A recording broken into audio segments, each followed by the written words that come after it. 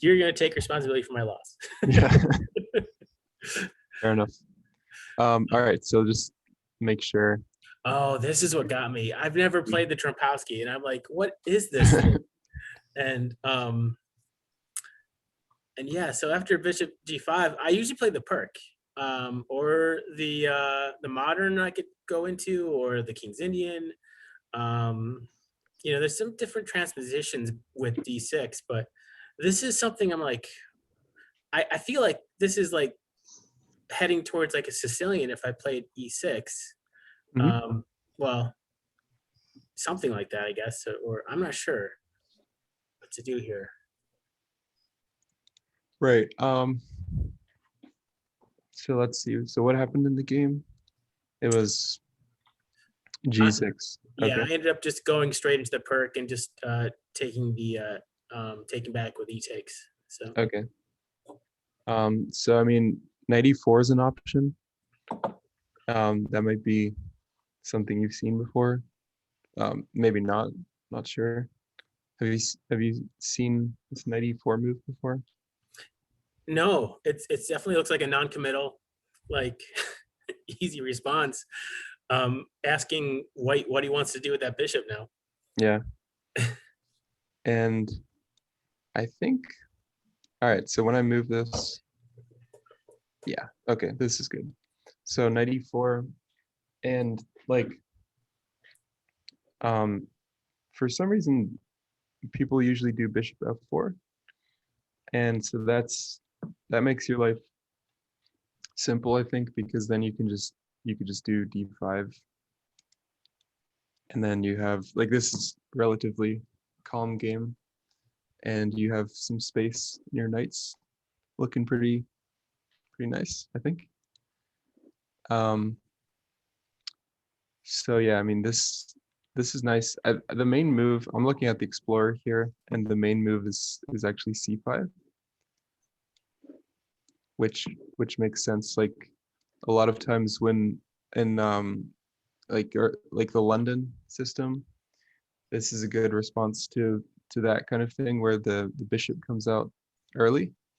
You want to do c5, and then that could allow, for example, queen b6. It just also just makes sense to target this pawn. And then either we're going to deviate his center, or at least, I mean, that definitely helps develop my queen too. So, and maybe I could even check on a5 and take that pawn back on c5. So yeah, yeah, you shouldn't worry about, like, retrieving the pawn. Like, it'll happen at some point. okay. But yeah, I mean, this is an option. Yeah, I'm not the most theoretical player, so I can't say yeah. We don't want to go too much into theory here, but Yeah. I think maybe as a first, like, just reaction, like, how do I react to the Trumpowski? This is a good first start, I think. Right. This is a good start. So knight e4, I mean, that's a main move to be aware of. Knight e4, if bishop h4, like, people don't usually play this, so you can maybe assume there's something a bit off about this move. And it's probably just c5 attacking here. But yeah, I mean, just for starters, without going into too much depth, like this, yeah, this is nice. I mean, I think it's possible to just do this move also. Was there some fear of the bishop? I think, just unexpected move, I guess. yeah, I think, yeah, with d5, usually I don't play d5, and so I'm not familiar with those lines at all, for those listening in. And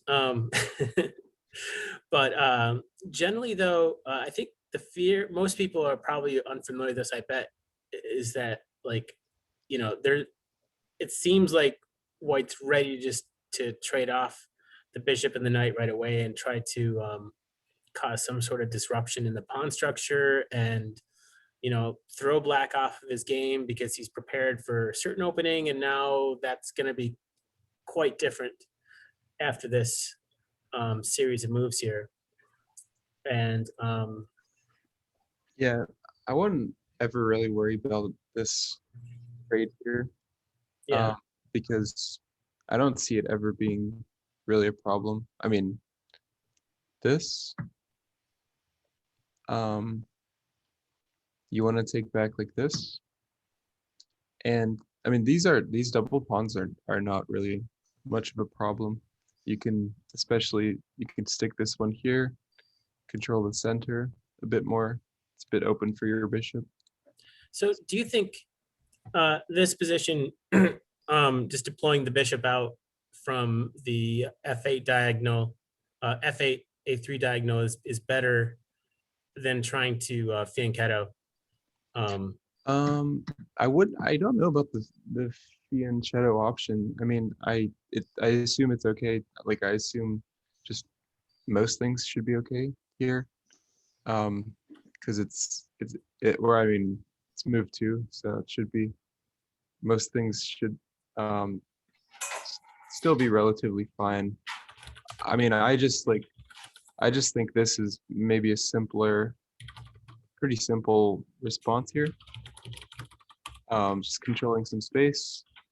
Knight e4 is the main move, so that might be preferable. But yeah, it's a lot of openings is whatever you prefer the most. Yep.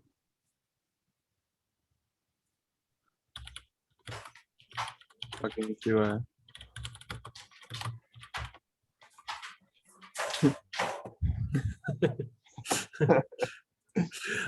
Okay. Let's see. So that seemed to be sufficient there. yeah. And so I think the reason I went into this is because I thought that maybe this would be okay, I thought, but instead it seems like I might be wasting a tempo here with g6, and also wasting a tempo because f6 pawn is in the way and I'm gonna have to move that pawn up and try to make him useful. So no, I don't think this is a problem actually. I mean, oh really? Okay. No, this is totally fine what you're doing. Oh. Yeah.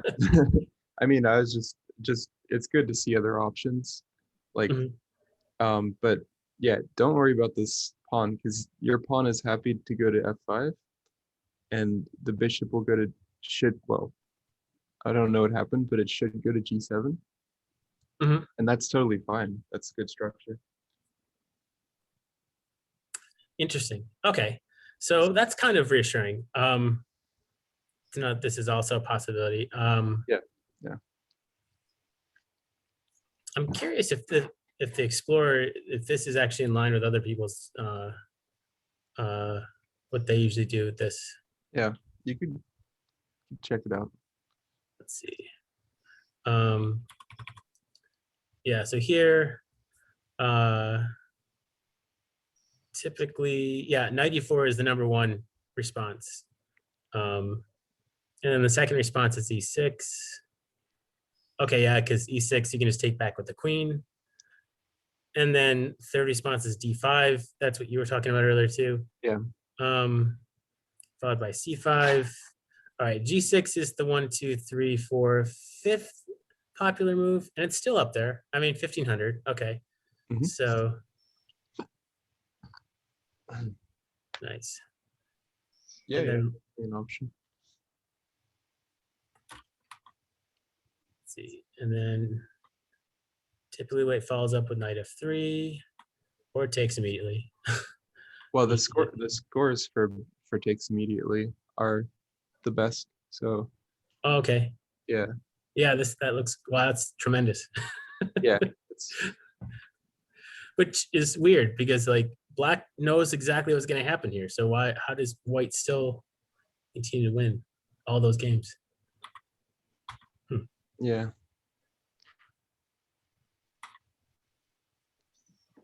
Yeah, but then we Yeah. get into this. Then this just shrinks down completely. Yeah, none of these might be useful. So okay, so yeah, so knight f3, and here I think I just set right into normal perk procedure with bishop g7, Mhm. and then e3, castles, and then he deploys the bishop to bishop c4. So Wait, how did he find the board? what's that? How did he find the board? Like, because it's a public board, you're able to find. Yeah, it is. It's a public board. I'm not sure. See, that's why I didn't know what that function did. Like, are we on the front page of chess.com now? I don't know. But certainly people can find it. So That would be amazing if that's all you needed to be on the front page. it's probably part of some streaming options if you wanted to try to get more people to see what you're doing and whatnot. But like, Yeah. I was confused one day when people were finding your games on Lead Chess and whatnot. But Yeah. All right. Okay, so bishop g7, e3, castles. Are you playing Greg right now? Is this Greg or? no, this is Ken Harper. Okay. Bishop c4.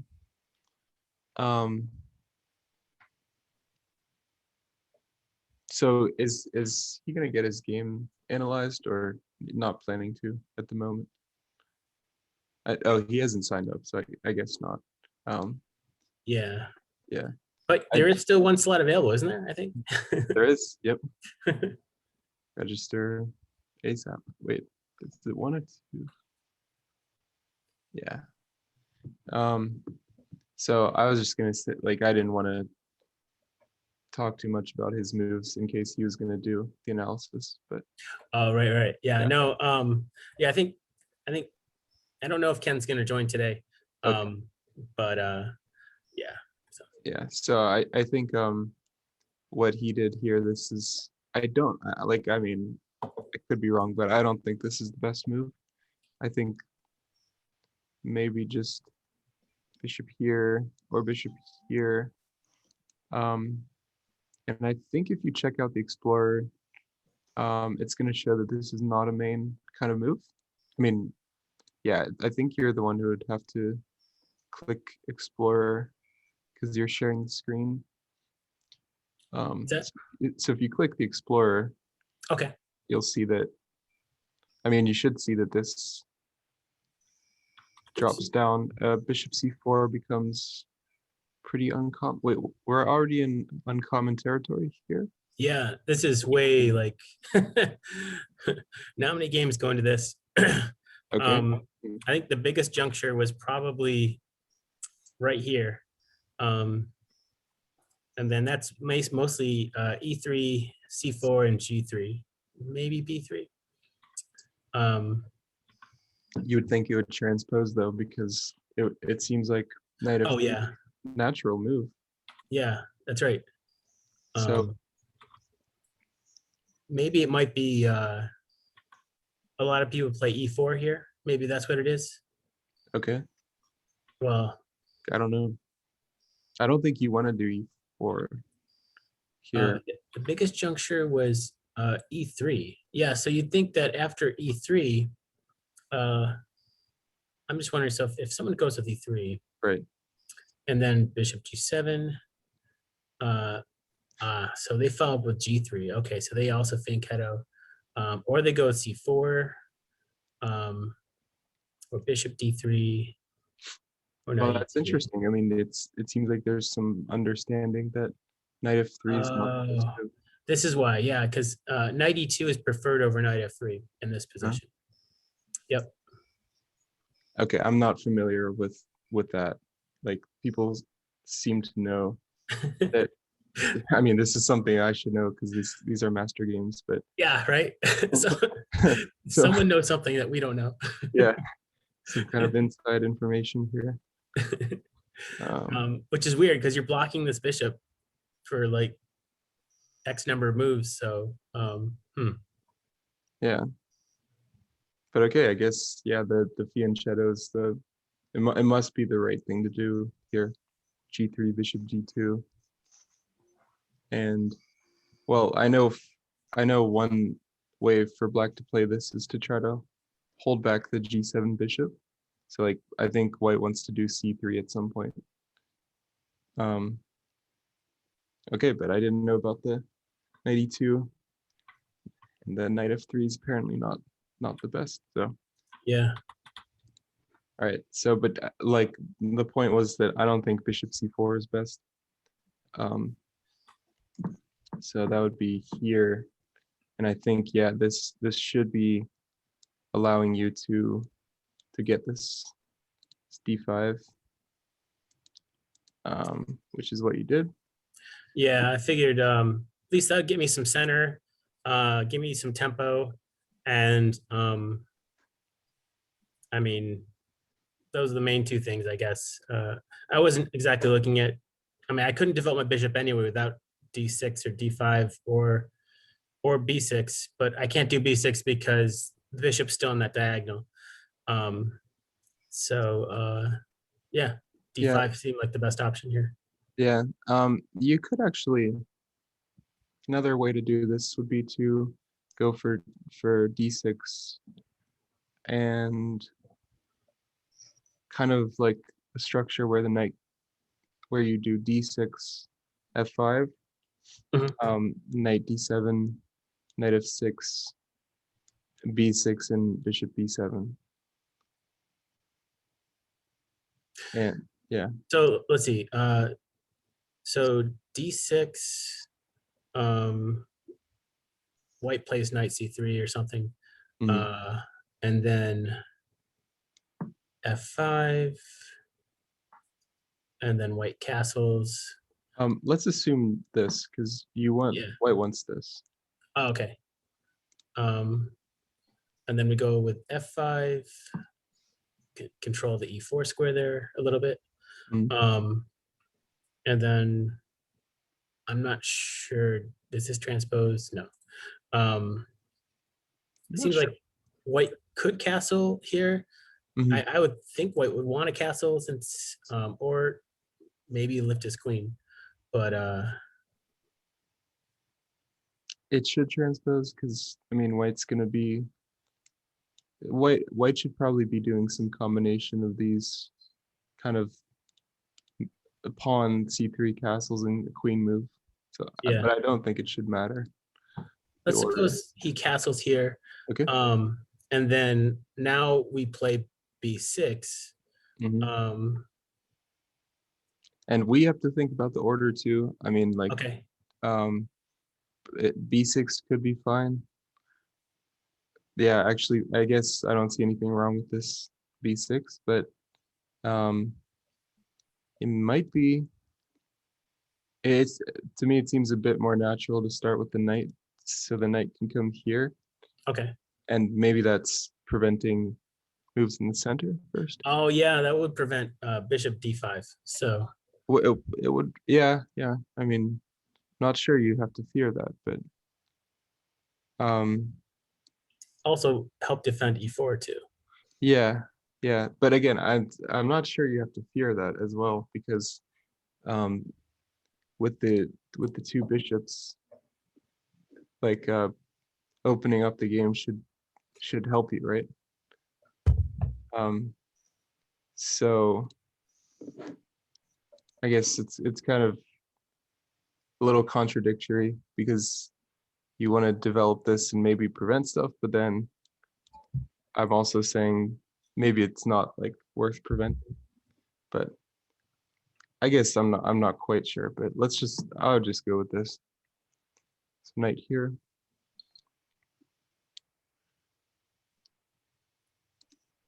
And yeah, I don't think we should fear the advance very much. Just takes, knight takes. And yeah, like I said, well, I mean, you undoubled this pawn. Yep. And like with the two bishops, like things are getting exchanged, and it's just game's getting more open. So I think White's main plan would be this. Or I mean, that's not a plan. That's just a move. But, you know. So then I think I mean, I guess let's just go here. Yeah, what would you do for White here? I don't know. It's a couple options. Yeah, I think here,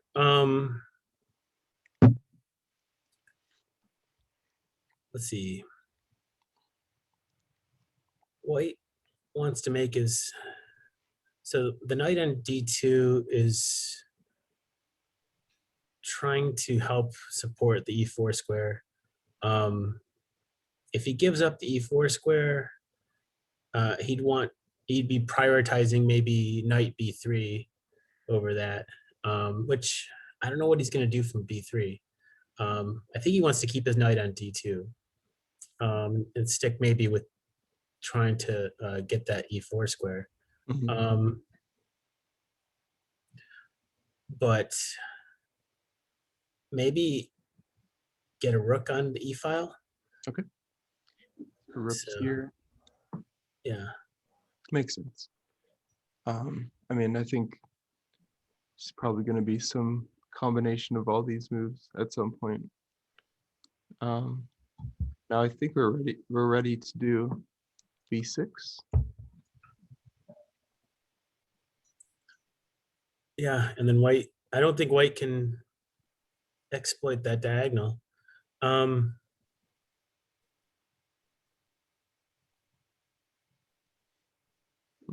Maybe he could drop his bishop back to d3 and then help try to win over that e4 square. Could do that.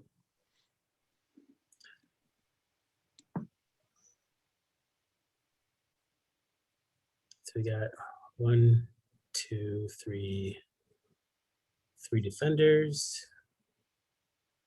1, 2. Yeah.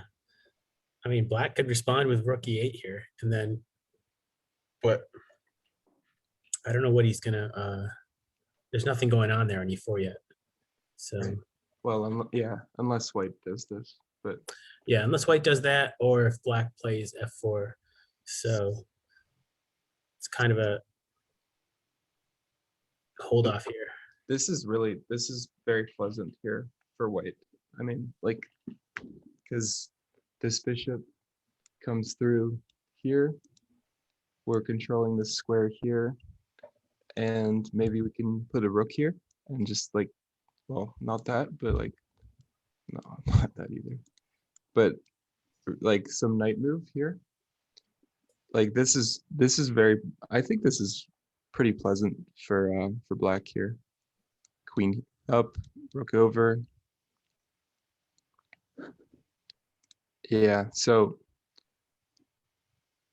yeah, I think this would have been a good way to develop your pieces. I don't know if we want to go. Cool. Yeah, Camp my knight in the center. Helps me guard g5 square. Mm-hmm. His other knight's like, what's his other knight doing? The only other place to route it is h4, which is covered by the queen. So, I mean, because, White would be thinking, how can I get that f3 pawn up? And he'd have to go through at least a couple moves to get the knight out of the way, and then finally deliver the f3 pawn. And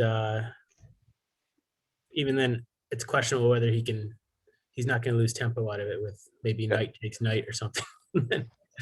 And then Black changes plans. So it's questionable if we even care, like even if all that happens and White gets this. Yeah. So I just realized, yeah, I mean, I guess we're used to doing the longer analysis, but it's these are 45-minute sessions. So I kind of, maybe we should pick up the pace, try to hit Yep, some other key points. that's true. Let's move ahead just a little bit here. Because this pace is maybe not what we're looking for. Yeah. But yeah, sorry, but that's a cool setup there with b6. I think that's really pleasant. b6, bishop b7, f5. Yeah, no, that's awesome because I wasn't sure like how to like get realize a particular ideal position right from this. Right. And so what we ended up doing was we wanted to make our knight on b8 useful, and we wanted to make our bishop on c8 useful, and try to like clay mold this like into something that's useful. And we did that with a bunch of with this cool setup here, right? Yeah, I mean, it is. now we've got all our pieces in ideal locations to start making more plans. Yeah, So, and it is very ideal, and like you have time to do all this just because it's like the nature of the game is it's pretty closed positional game, so you have time for all these things. yeah.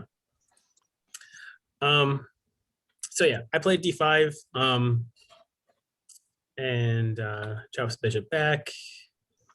I played c6, although I'm not sure if it was really necessary here. It's reasonable. I mean, definitely here we're ditching the fianchetto bishop plan. Well, you ditched it when you did d5, I think. Right. Yep. So castles, knight a6, c3, knight c7, knight b2. You're not doing f5. I think you have some bias against f5 or something. Oh, for yeah, from okay, so yeah. So f5, I felt like yeah, this is a good point because right now my d5 pawn is holding back that bishop.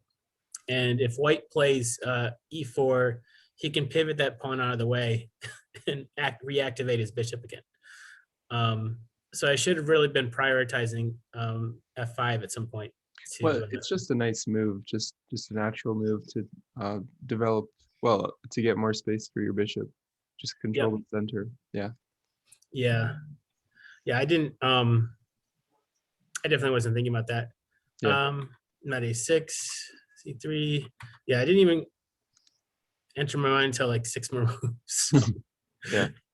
And here, like my plan was just like right here, I was thinking, I mean, I think f5 crossed my mind. The only thing I was thinking about the pros and cons, and I was thinking about like after f5, black plays knight e5 and then followed by at some point in f4 to really cement that knight into place. Oh, that's interesting. That would be really not a good plan. Like I know, like you might be thinking not now. Sorry, I didn't mean to do that. But you're thinking not now, but like at some point. But I don't think this is ever a problem. Okay. Just this plan to do f4 because that's going to create a very weak pawn here, and that knight can always be chased away with f6. So this is not a lasting weakness, but then we do get a lasting square here, which if white goes f4, white can never challenge that with a pawn.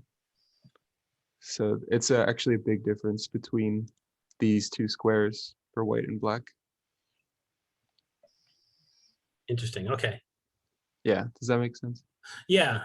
I just I couldn't be sure, like, because I thought maybe f6 might reveal a weakness because that bishop's still on that diagonal, and he could try to pivot that d5 pawn at some point with e4. But right. No, I guess I have that f5 pawn too. So right. No, f6 might be slightly weakening, but if white is putting this pawn out here, white's definitely weakening this pawn. Oh, right. Yeah, weak for this pawn and for this square. and that's definitely gonna, that's an open file ready for my, well, half open file ready for my Yeah. rook to take on. So Yeah. yeah. Okay. Yeah. So imagination. Yeah, I mean, yeah, you shouldn't be worried. Shouldn't be too worried about this. Yeah. So F5. Let's see.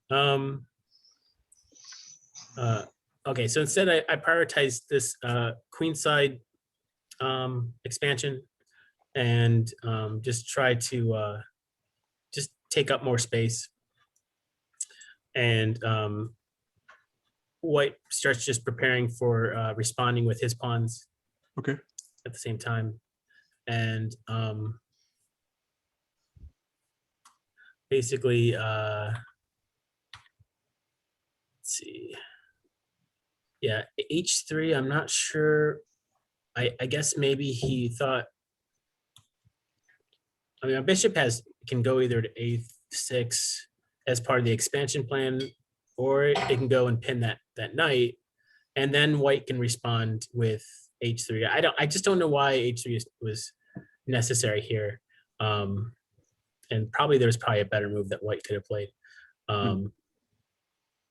Like expanding those A and B pawns, for example. Yeah, no, I don't see this being super useful, but it doesn't seem that bad. Yeah. Yeah. Just doesn't seem to do that much. Yeah. Okay, there we go. All right. And then finally F5. Yeah. Very good. It's still good here, so that's good. Yep. And then rook E1. And so here, maybe I should have thought about rook E8 maybe in response. Instead, I was looking at, I thought maybe this would be a better opportunity to get my knight out of the way, because I was thinking maybe putting my queen on C7 and guarding the C6 pawn. But I could probably also guard the pawn from D6 as well. So you're talking about this move? No. So I was talking about so if the knight does come down here, that C6 pawn is going to be weak, and the queen needs to guard it, and so I guess the queen could do that right there on D6. But I was also looking at doing it from C7 as well, which I'm not really sure if there's any difference between those two squares. And so the difference being, though, that D6 doesn't require preparation, C7 would. And for some reason, I thought C7 was better, and that's why I played the knight E6 move first here instead of rook E8. So okay, I see.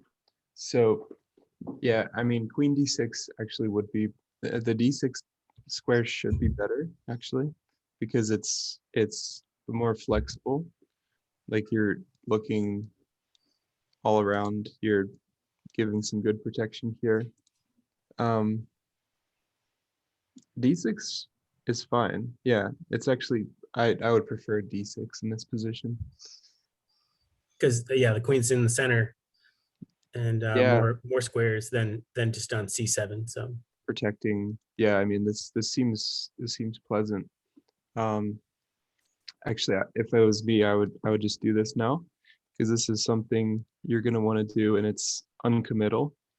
Like maybe you're not sure what to do with the bishop, which that would make a lot of sense, right? To not be sure. So but you could just do the queen move and probably just do the rook move, and then you can decide about the bishop. nice. Yeah, the problem in the position is the knight, I think. Or well, maybe you still can do this. Wait, maybe you can actually think about this. Oh, to the E4 square. Yeah, I mean, go to E4. You can hang out on D6 for a bit. This, because I know that the knight is probably your most awkward piece.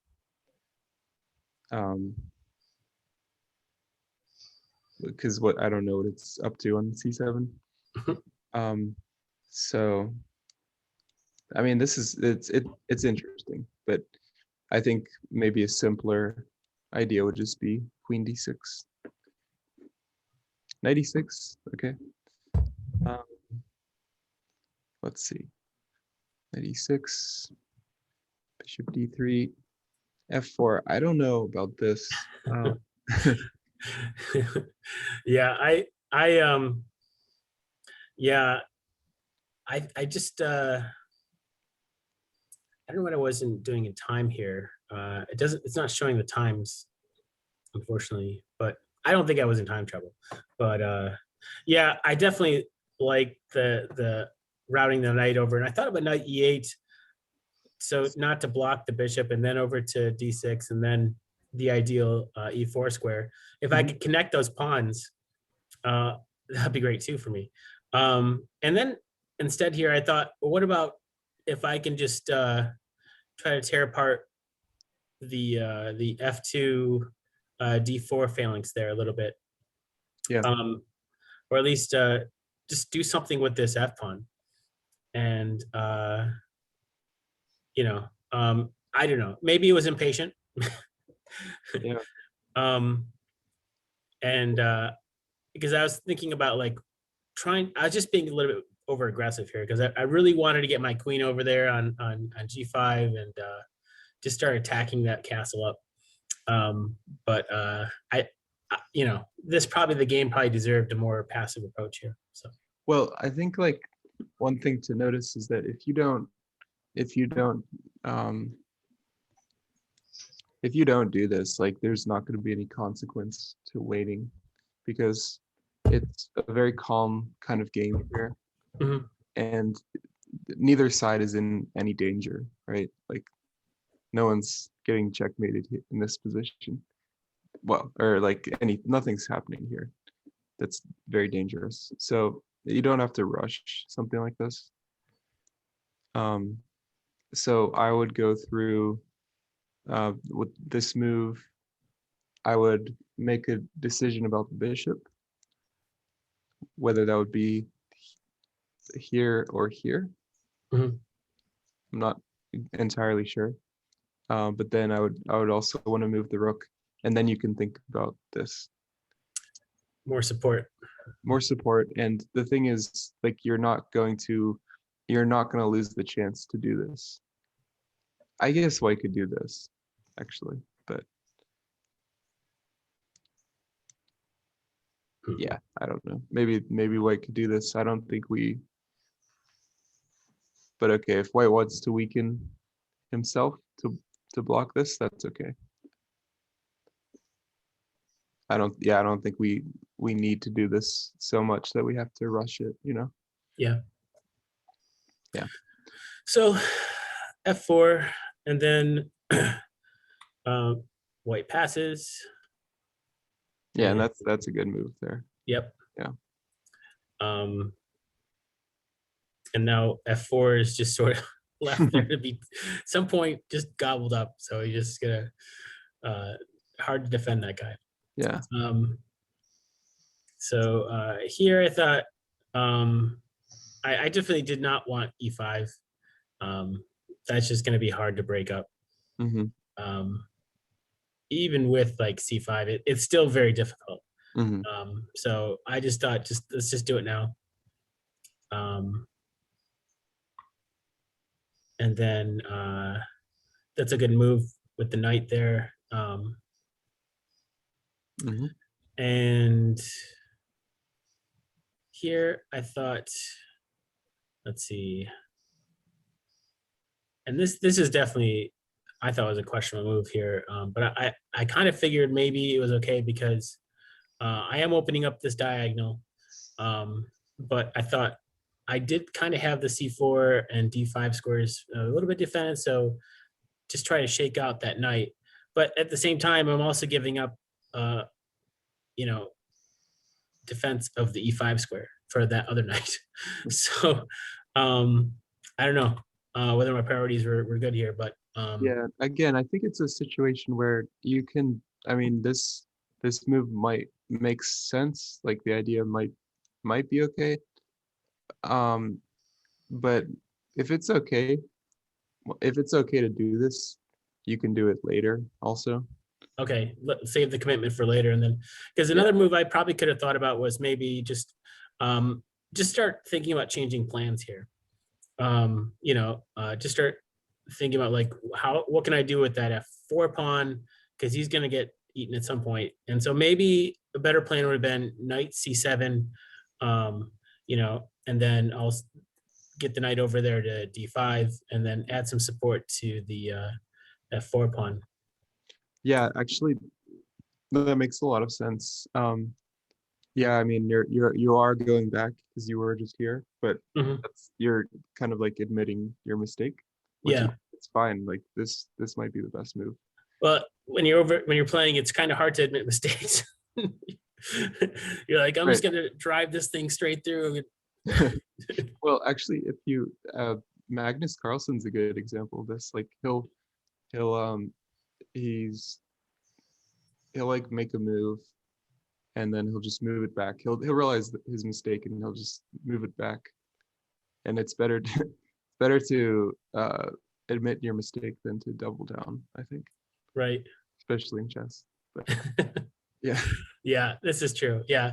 And part of it maybe might have been maybe emotions, you get so invested into a game, like, Yeah. you try to stay strong, and in doing so, you get so committed into something that you do double down, and Yeah. that started to shake off sometimes. So. Yeah. Yeah. Just stay flexible. Like, okay, the game hasn't gone your way that much with the pawns, but if you do some move like this and this, as you suggested, like this is, I mean, you might still have a pretty decent game here. Yeah. Right. Yeah. Let's see. So F5, knight, of course, moves. And then here, I don't know. I think the plan was still valid here with knight C7 and knight D5 after some thought. Because here, I guess the attack on the king's castle doesn't make sense anymore because the bishop on C8 is blocked. So I just don't know how black's going to be able to attack that castle from this position. And so it doesn't make any sense to try to trade knights or even just playing knight G5. We might lose tempo here with knight E5, which is what white plays. Yeah, actually, even worse, I think. I'm not using an engine, by the way. I'd prefer it that way. But you could always check my suggestions if you wanted to. But I think even worse would be takes, like worse for you, like would be this. And then the queen has to move. And then this. Yeah, okay. So, yeah. Yep. So not looking that pleasant. Yeah. So yeah, in hindsight, 95 was definitely another mistake, and I think it comes down to like your theory that once you make another, two mistakes in a row, you just start recreating these things. And now we got that weak C6 pawn. I have to defend, and maybe, I think clearly the C8 to H3 diagonal is just lost at this point. So bishop B7 makes sense. Deploys the other knight, which, okay, if the knight wasn't on E5, then that would be great. I could maybe try to get my queen in there. I think actually just an interesting note here. I think this would have been the best move. Oh, right. Yeah. Because of well, so yeah, so after queen B3, well, no. maybe block it now. Because I think the alternative here is king H8, and white plays H4. What does black do with this knight? I don't know. I guess knight here, but then we got check. And well, Well, here, yeah. Well, that's situation over here. I don't know. yeah, this is starting to look very bad for black. I don't know what happened here, but wait. Actually, yeah, I was worried about h4, but I kind of missed this one. Okay, because of the weak d3 bishop there. Yeah, this might save.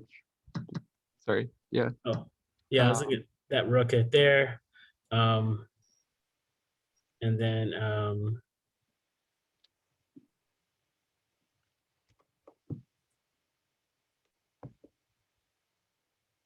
actually, it's no, that one. I don't know if that worked.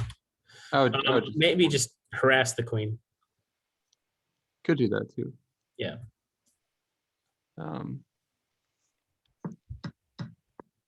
Well, okay. Actually, I mean, I thought that was gonna work out better for white. I thought that was a better idea. I mean, if the knight wasn't there, like black would be in trouble big time. Yeah. Yeah. So actually, yeah, this move is good. Makes sense. Yep. Here, I can either choose. I can leave the knight there. I can move the knight to e4, or I can exchange knights. And then I can also maybe one other option for a long-term tactic is queen d5, followed by c5, and then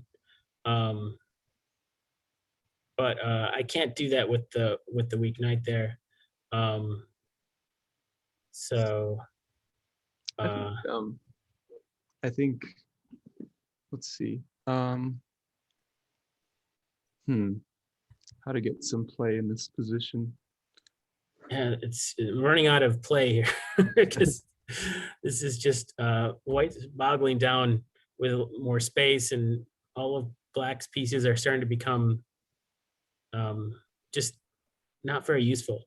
So I wonder if you can I mean, this is probably there's all these people like joining and stuff, joining the board. Interesting. It's public. It is public, yeah. that's right. I wonder if you can do some move like this. This seems a bit extreme here. Oh, what? No, don't go. Oh, you reading all the comments?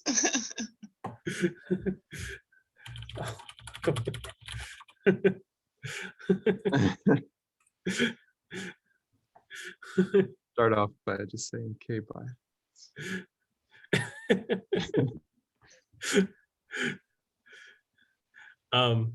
Interesting. I wonder, like, is this being streamed somewhere else? Because I don't know, like, how do they know what you're talking about here? I'm not like, did they even hear you? I don't know. Well, it should be because it's public, right? Well, it's Zoom, but it's only integrated with Workplace, so only the people in Workplace should be. No. I thought this analysis board was public.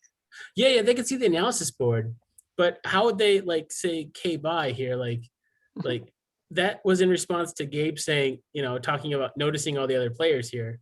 Oh no, he said I think he said he's in the wrong chat. I think. Oh, okay. Yeah.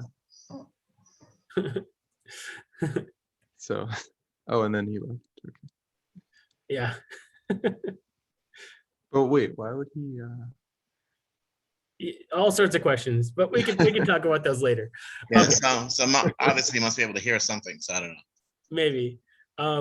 Okay. So yeah. So here we c5. Wait, did you suggest that, Gabe? Or I did. Yeah. Okay. Yep. And I'm not like super sure about this, but it's just the idea is that you're in kind of a rough situation, and it makes sense to look at these moves for counterplay. I'm not really endorsing this move, but disclaimer. Yeah. Anyway, let's. So the point was if he did C5, wouldn't his bishop take the pawn so he can later check you with the queen?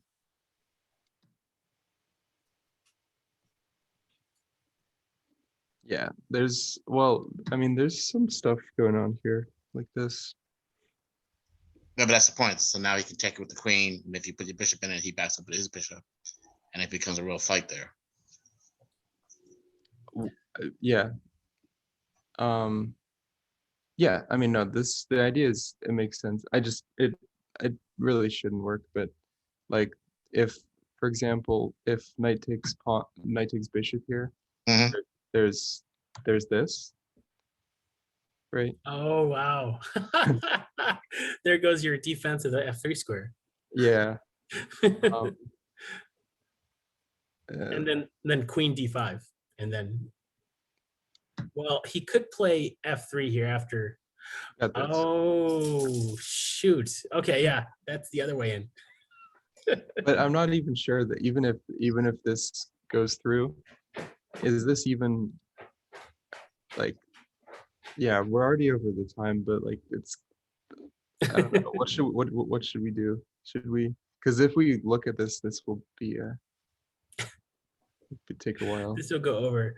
Yeah. Yeah, I think let's maybe we pause on this for now. Sure. We can always come back to the game. We're on move 19. So just to bookmark this. If we want to switch it up real quick, we can go over to your game, Greg. Okay. So. Are you on chess.com? Yeah, should be. Why don't you, so if you go into live, we can invite you into this analysis room here. Okay, let me, if I can figure out how to minimize this block of screen here. Yeah, I'm gonna mute for a second. I'll be back a couple Okay. minutes. So, Yeah, let's take a 2-minute break real quick here. Yep, sure.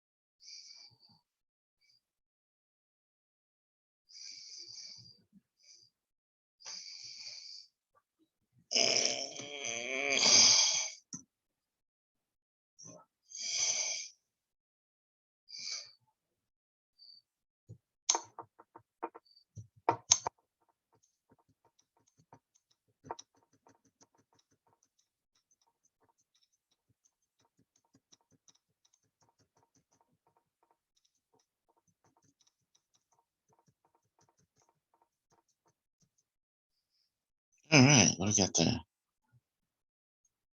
Huh? Chess. All right.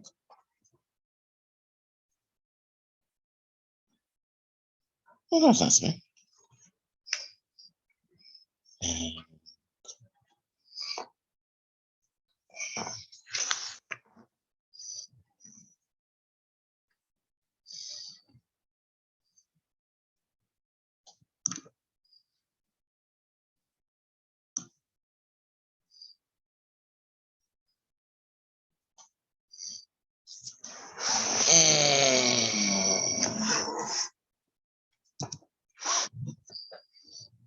Control C. Now what?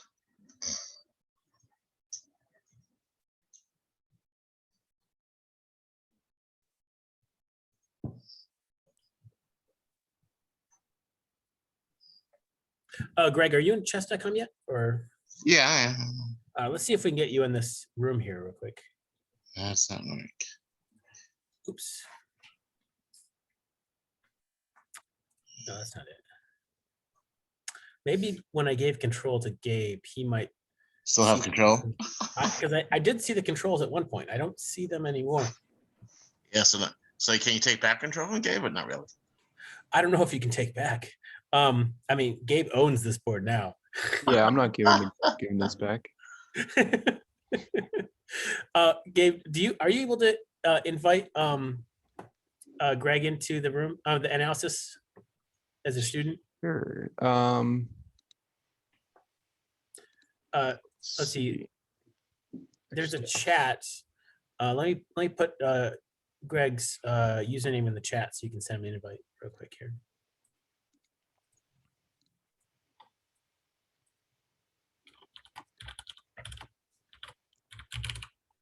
Although I don't know how to do that. I mean, I know how to start a board and invite people, but when the board's already up, I'm not sure how to do this. So when the board's already up, can you just import a game, or how's that work? Yeah, you can import games easily, but you have to be like a participant. All right. So why don't you try that way? Let's see. So he sets up a board, and then I'll just import the game in.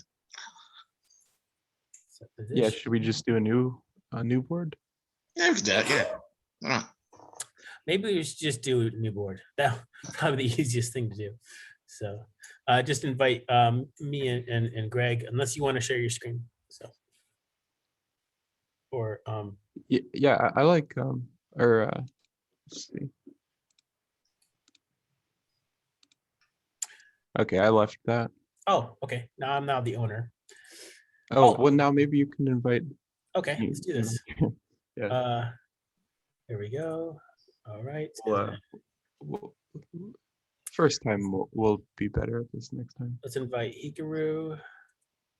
Oh, wait. What's so funny? I don't know. I mean, maybe he'd come to our board.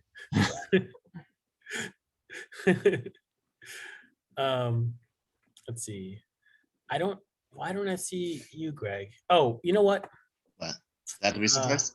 That to be live? Let me open up a tab here. Okay. Do I have to be connect friends? I'm in live chess. So what do I have to be? I see my name there. Let's see. This is it. Okay. Did you get my friend request? Where would I see that at? The top, bottom? Oh, you should see it in do you see a pop-up in chess.com?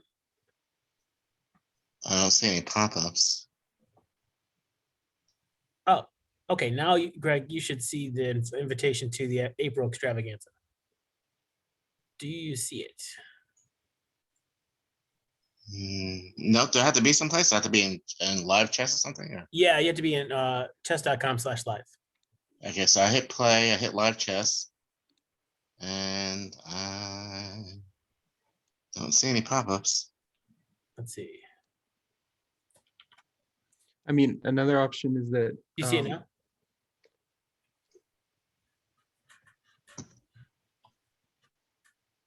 Oh wait, I'm using Mr. Greg Thomas. Is that, I forget, is that the right one? Yes, Mr. Greg Thomas, MR. Okay. All right, so that should work. Yeah. another option is that we could just import one of Greg's games, and I mean That's a possibility too. Yeah, I mean he doesn't really need to be in the board because he'll see it on Zoom also. Yeah, Greg, if you wanted to too, you can just paste the game into the chat, the Zoom But chat. I think even you could do that because you can go to see his game and you can just extract his game. Oh, well, from this morning, yeah. I don't know what game Greg wants to analyze though. Okay, yeah. We can do the game from this morning. Oh, you want to do one of the games from this morning? Yeah. Okay, let's take a look. Yeah, one of your games. All right. Let's see. Come on, Jay, pick a side. Let's see. Okay. Oh, that's right. Archive. I remember that now.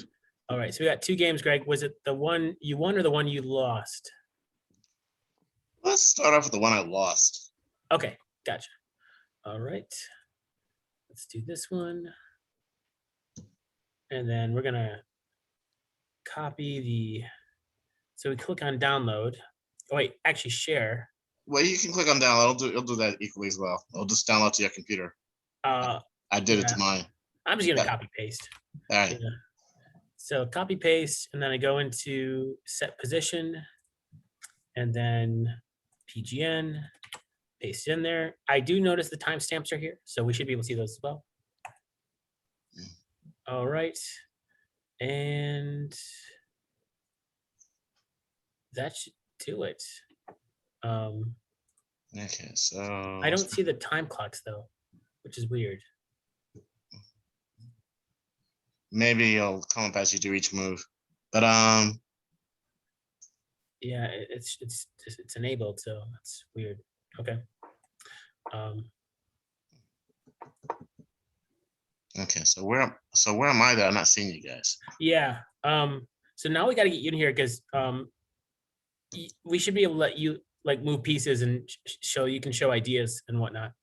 Let's see if we can get you in here. Where are you? One observer. Is this? Oh, well, these are observers. I'm looking for Gabe here.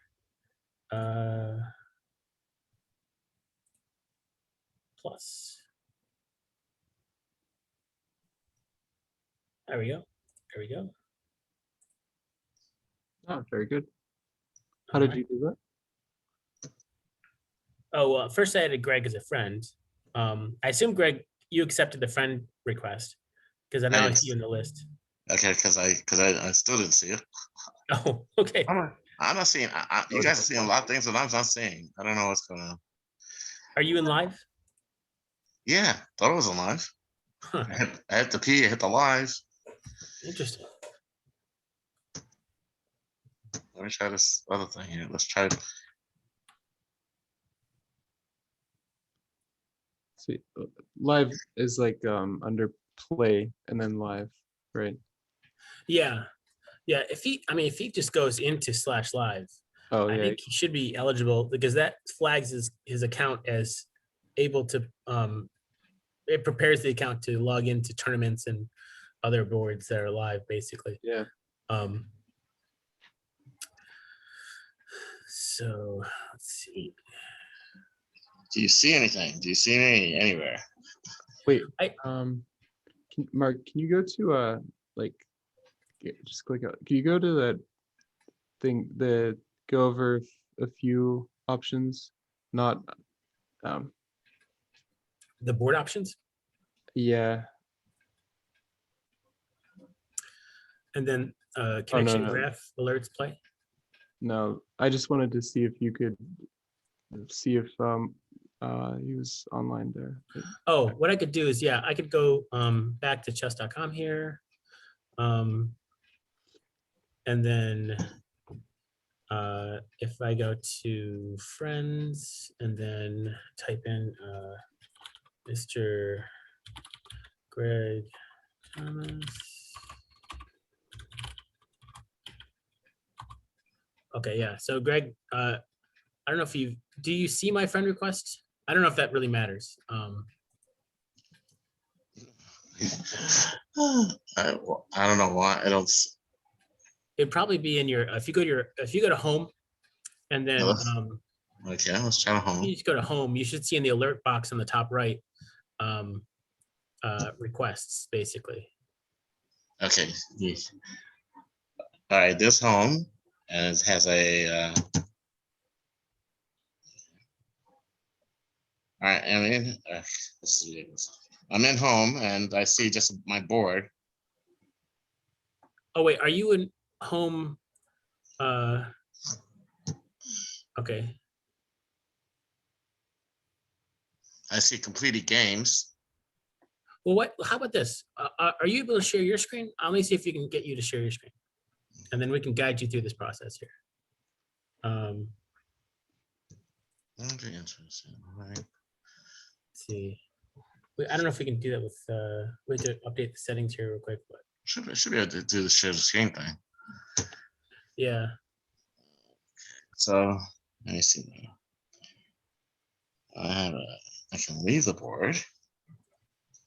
I can see you moving. I can see you moving the cursor around.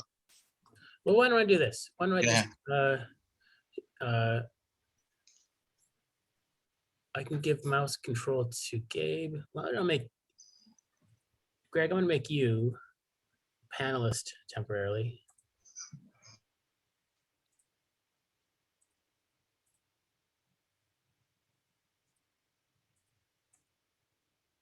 Okay, Greg, you are now a panelist. Do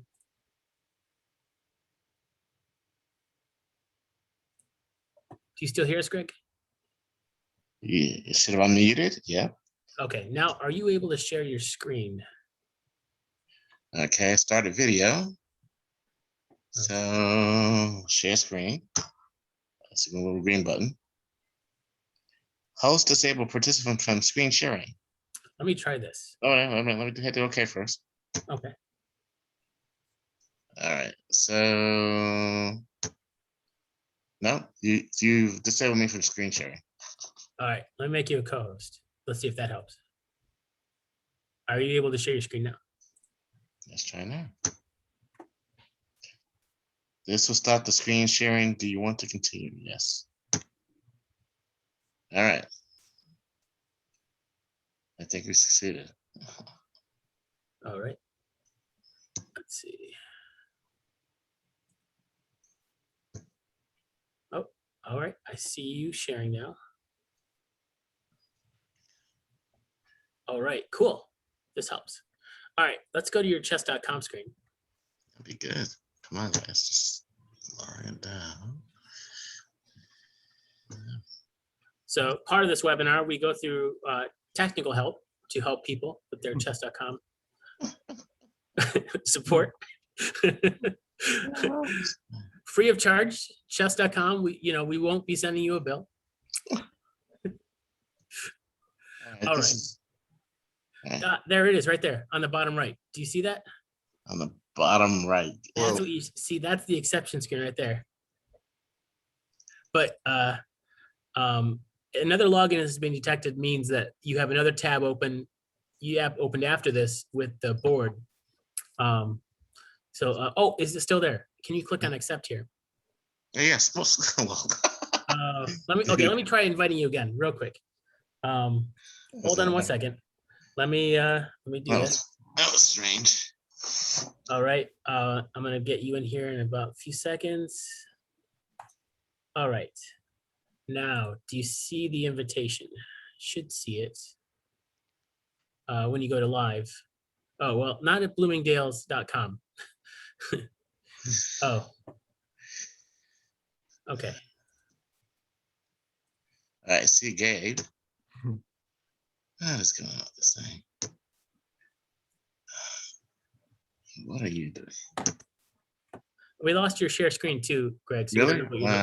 We don't know what you're looking at. So. Why?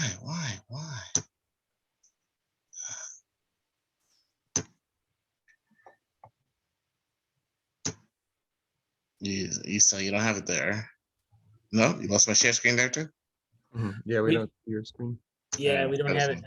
How about now? No? Maybe give us seconds here. Let me try this. There it is. It's back. Okay. Now, if you go to chess.com/live. Easier said than done. So these are my two guys. The one on the left. Yep. The one on the left. Come on. All right. And then instead of on the URL bar at the top. Yep. Just replace the word tournaments with live.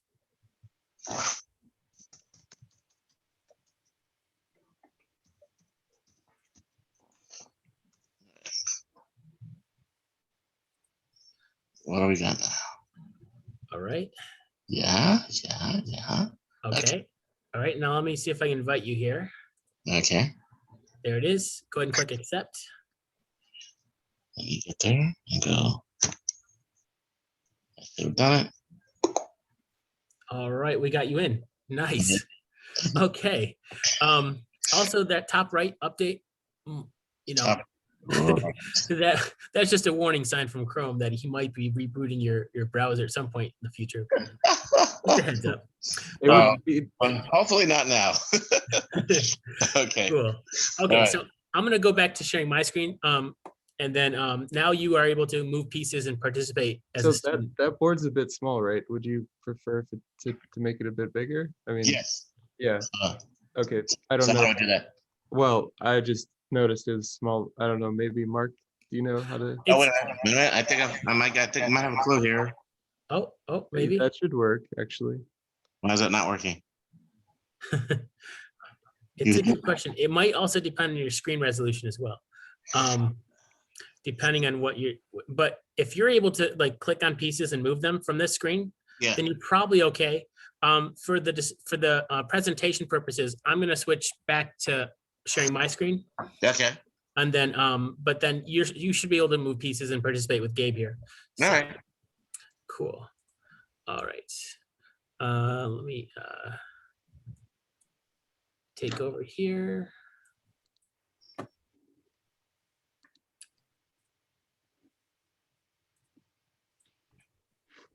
All right. Okay, so I see Gabe moving around. Okay. Okay, so yeah, so you're able to get your board really, really big. Yeah. Yeah. You should be able to do this. I'm saying, yeah. Yeah. It's a lot nicer if you can do that. Well, actually, they're probably I can probably do that if.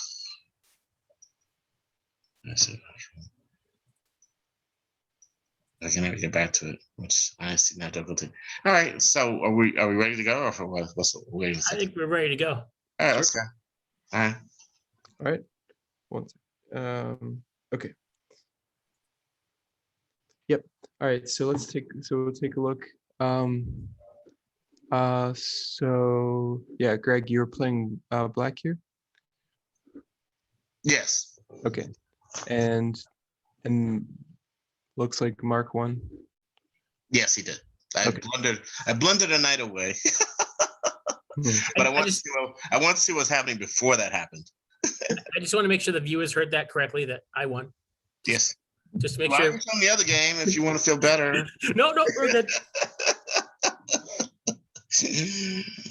So do you want to just probably just do this game in the time that we have? I probably want to do this game, but like I said, but at interesting points. I mean, this is like the opening. Nothing critical here. So let's go step by step, and I'll get to curiosity first. All right. So far so good. Nothing. Keep going. All right, we can stop here.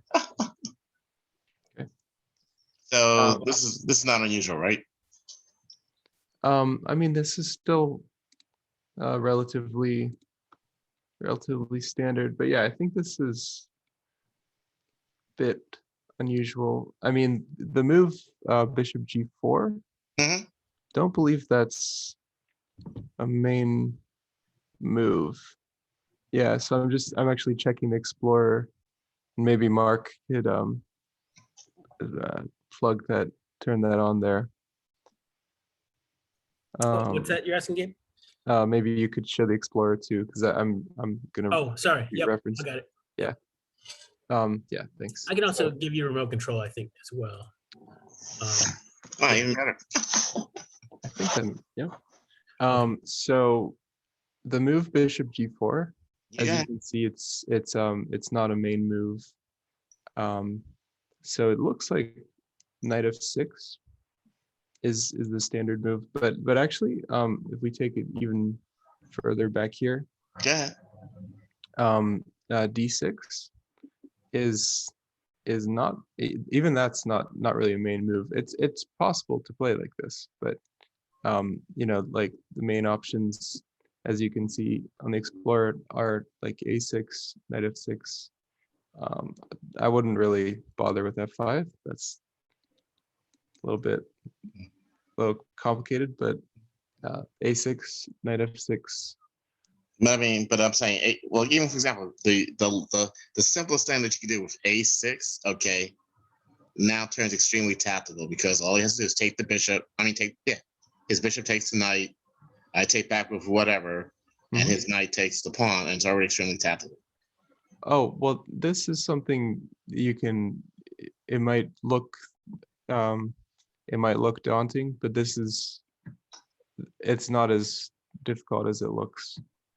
Knight takes pawn, and you're gonna be able to recapture the pawn very quickly. With it should be either this or this, and this is probably the simplest one.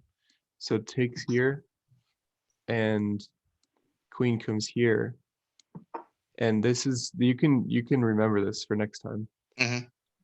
Attacks the knight and attacks the pawn, and that's it. Like it's actually it's not too bad. Knight would probably have to retreat. Queen takes the pawn, right? Right, and then exchange of queens, I guess. Probably, yep. Queen goes here. Yep, looks like we exchange. And you should be a bit better because of the somewhat odd placement of the king. Okay. Because there's still rooks on the board. Yes, there are. And so that is yeah, so that's a bit of an odd spot for the king. There's still rooks on the board. Something like this is very natural plan, right? But if you do that, then I could do a hand castle. You could, yep. But black should be a bit better here. Yeah, so yeah, definitely don't like games like that.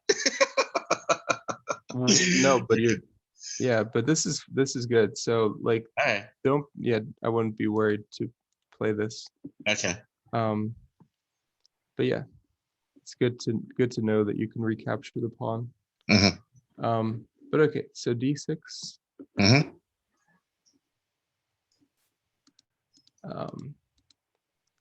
Okay, so d6, castles, bishop g4.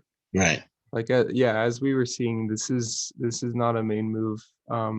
Like probably just simpler would be this, but okay, let's just see what happened. Bishop g4, and I'm wondering if this will cause some problems at some point. So c3, a6 makes sense. And this is where I thought I had an advantage right here. You felt, sorry? I thought I had an advantage right here. Oh, okay. Well, I mean, you don't have to go for this just yet. Right. Let's see, but bishop, so here, Right. this, and queen f6. Right. Yeah, I mean, you're definitely, someone's challenging me to a 30-second game. Right. So okay, so I just do that and come right back.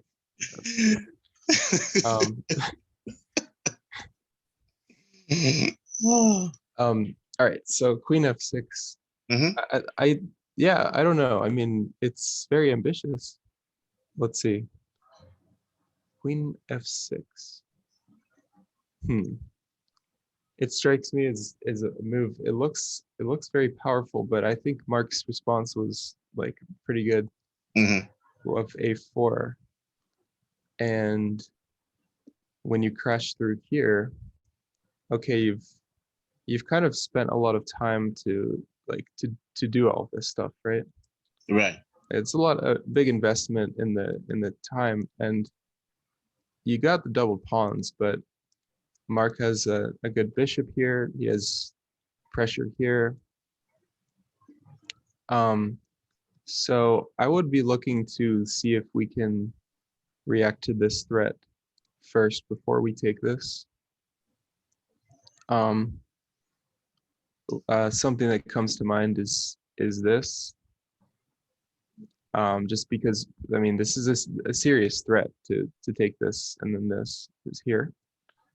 I don't love doing this move, but it seems like it might be necessary here. Yeah, okay. And then if takes.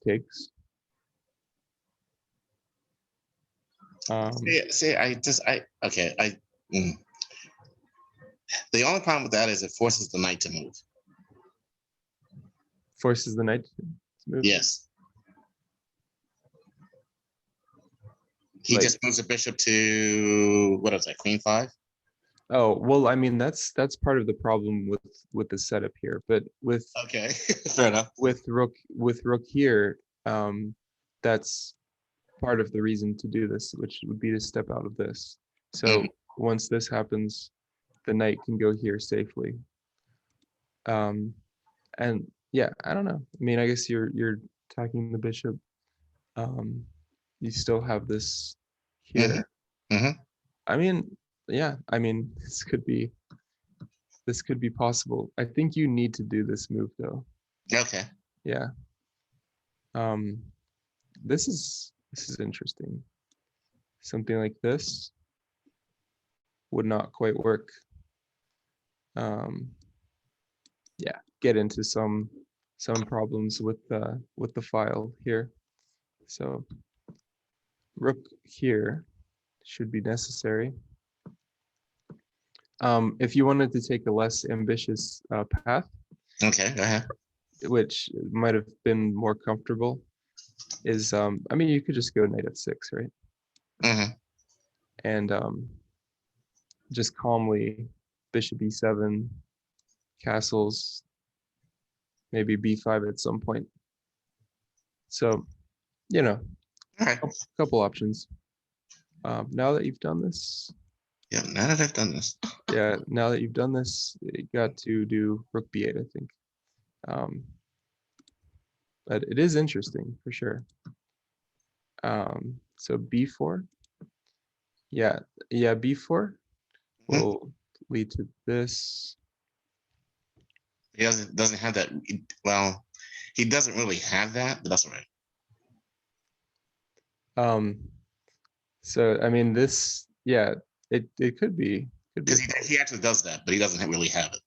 Okay. So, but still, even if this doesn't exactly work, the position is not the greatest, because, for example, maybe white should have done this and then this. Okay. And this, I mean, it's kind of a long-term advantage for white. Yeah. So this, yeah, I see what you're saying. This, you have this response. It's true. Okay, so bishop backs up. Takes. Whoa, what happened here? Was this?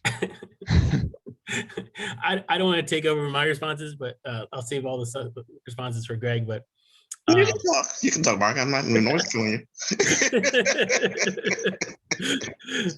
Yeah, I think. What was I thinking? I think I just wanted to just block the knight from getting over to a5 there. Okay. And you know, very interesting to just. There's 3 ways to capture the pawn, and you do this one. It was a gambit with this pawn here. Just, I don't know, because I don't know. Yeah, it's interesting for sure. I mean, I can see the logic here. I'm not sure though. It seems like, well, yeah, I don't know. Maybe just capturing this. I think white has a pleasant position for either knight takes or pawn takes. So yeah, I was just curious what's going on here. But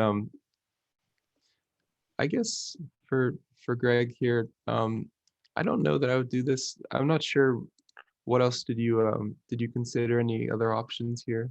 Well, yeah, so my problem was I can't protect it with the other pawn because that gives his bishop an actual position. Mm-hmm.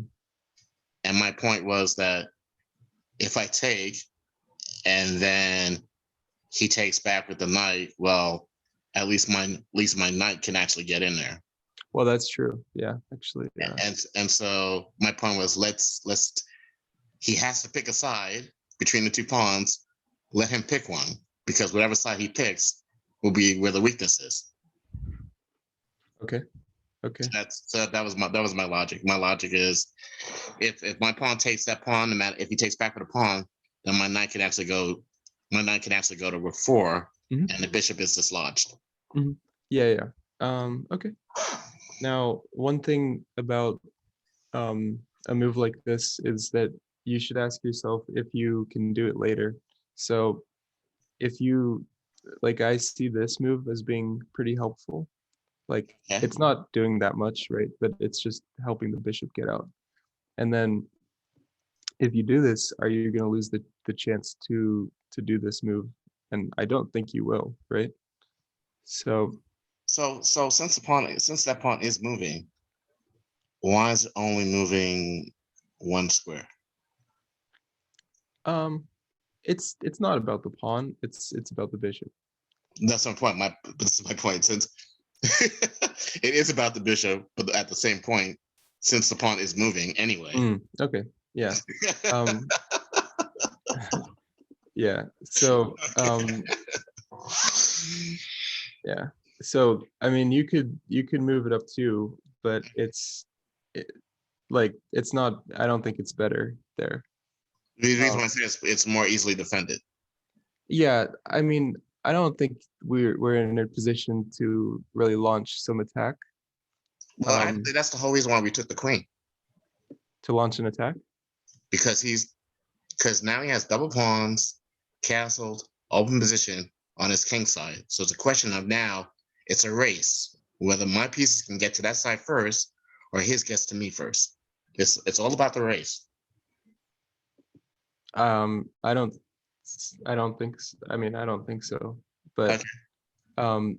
you could try to target this, but playing aggressively in this position, Mhm. I don't think is going to get you what you're looking for. I mean, Okay.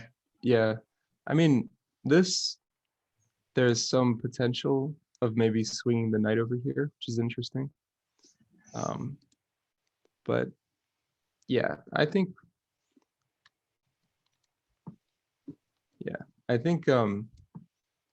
just this and just calmly developing is probably the way to go. And you could, if you wanted to target this pawn, there's a way to do that.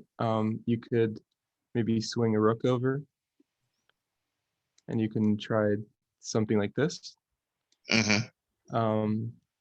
And that would be, I guess, assuming that the king might end up here, and then you might go here. I think that might be a nice couple of moves, little mini plan. Mm-hmm. So I mean, that's an option. Yeah. So yeah, basically my main point was that this is like a lot of times you want to because you're clarifying the position for your opponent. You're making it simpler for him to decide what to do. Whereas if you do this, then your opponent still has this question mark in his mind about this and makes it harder for him to plan.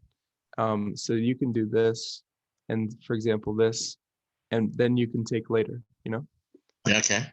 So that's my suggestion. Mm-hmm. But okay, so I mean, I'm not saying this is terrible, but A5. So, well, got interesting here. Went from very benign game to kind of this. Again, I'm not using an engine, so you can always feel free to check. I mean, actually, if you wanted ever to check these, you could probably tell Mark to just pop on the evaluation there. But yeah, yep. I prefer not to do that just because I like to check at some point with the human move first, and then we can check the moves. So c2 I think is a good move, because if you take, you're developing your opponent's pieces. I think c2, then you can pop into d4, right? But I can't hold it. Yeah, I mean, you don't know. Seems like you're attacking this, holding on to c2. It is so okay. So c2, you probably considered c2, and you're saying something like this, Right. and then I would say this, and you're. I would say retreat your bishop anywhere you like, and it's gone. But first, move your king up first. Okay. Well, yeah. So. All right. King up. Yeah, king up. And then you just kindly just take your time and just get rid of it. At this point, you can do this pawn up on queen 2. I mean queen 3.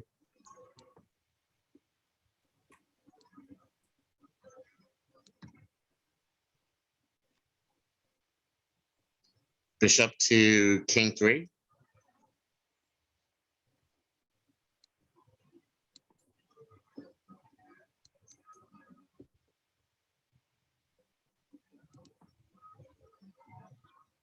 And I guess bishop is forced to take the knight.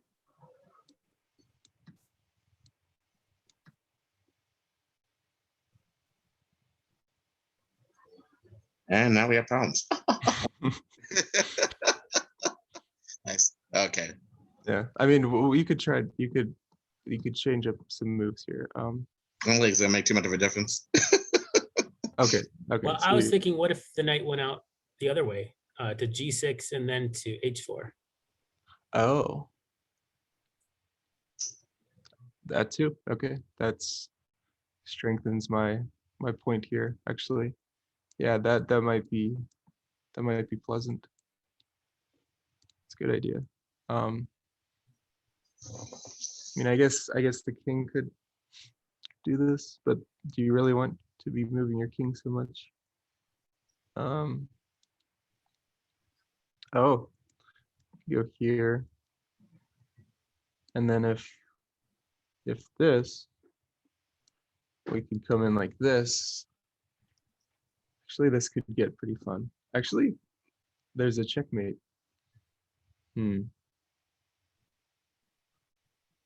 Not sure in exactly how many moves, but it's, wow, this is pretty cool. All right, yeah, let's just see what would happen here. Can you find a checkmate in, I guess it's 3 moves. I don't know, Mark or Greg. So I would say pawn to rook 4, check. Okay. Now I'll go here. Okay, at this point, actually, I want them all the way in. So actually, let's try pawn to knight 3.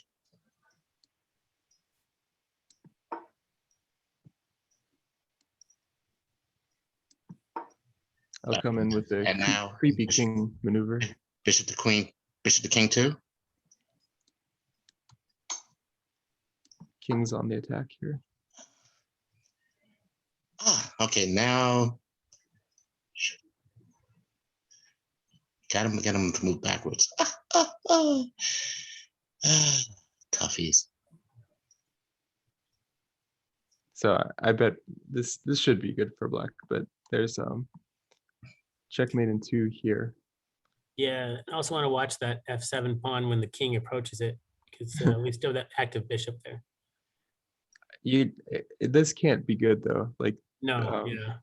But no, actually, that can be good because he can't take it. Well, king on G. I'll show you why. All right. Oh, right. You're talking about bishop f6 and then King to queen 2. King yeah. to queen 2. King to queen 2. Yeah. Yeah. He can't take this stuff. Is the king like? Yeah, that's the king. well, it's a king in the all the way on the other side. Where Right. it can't be okay. This cannot be great. Yeah. I think still though, like bishop takes f7 gives a pretty good defense there for the No, white king on. because now it's. How are you gonna do this?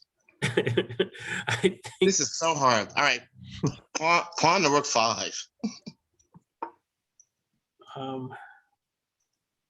So we were gonna make him lose every single piece as we go on. what about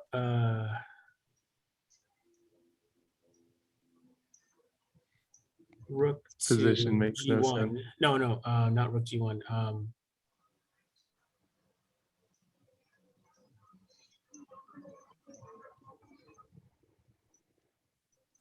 Well, I mean, Yeah. white might as well take the c2 pawn at this point. We got some time. Go right ahead. So white takes what now, pawn? Oh, what pawn did he take? c2. Yep. Okay, sounds great. Okay. So what do I want to do now? Okay, so now I want. This is so difficult. It's a to be tough something position, here, right? Yeah. No. So bishop to knight 4. So difficult.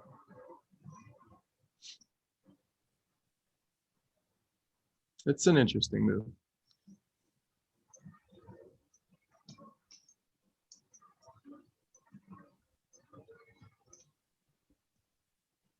Oh, that's a lethal move there. Yeah, I like that. It's good.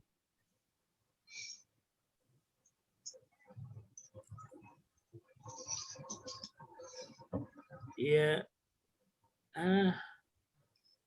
Like I said, when you make the king have no squares to go to, you just need one more piece. Yeah, no, this was good. I thought you were planning this, but yeah, this is You have to do that first. Yeah, very nice. first. Very nice move. And then bishop takes g6. And then I'm just gonna do rook, and then I'm gonna slide this rook over here. Yeah. Yep. Yeah. I don't think you can take the. No, you can't. Okay, yeah. I was trying to get one more free square for the king, but yeah, that's what I'm saying. Your free squares are gone. Yeah. There's a nice. Well, actually, I'll leave it to Greg. Maybe I don't want to give it away, but there's a couple good options for black here. Well, but I'm saying now it's white's move, so that's the whole thing. Yeah. So, I mean, maybe you should try this, right? Try to at least relieve some pressure. I mean, the other knight's gonna take, but something like this, I don't know how we got here anyway, but like to at least try something like this, I guess. Not that it's gonna work, but you need to try to strike back a little bit. Yeah.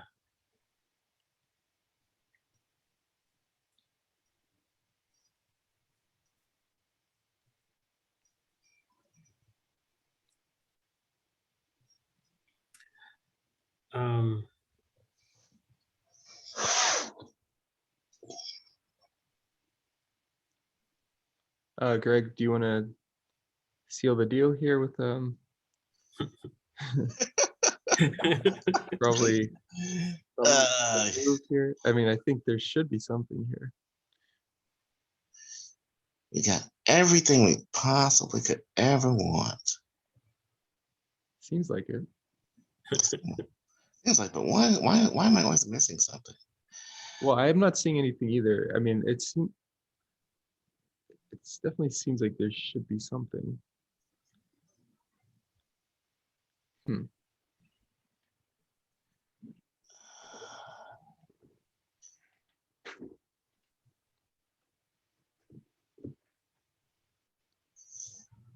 So I want to do, I want to do knight to rook 3. Yeah.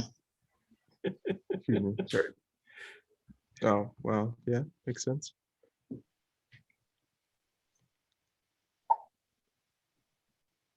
Maybe rook G2.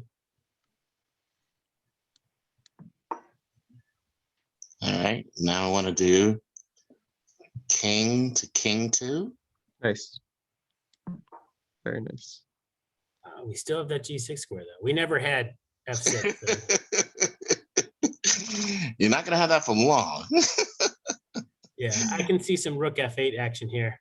You'll never get there. You'll never get there. Go ahead. Rook. I mean, you know, Your rook rook's never gonna get there. rook on 1 to G1.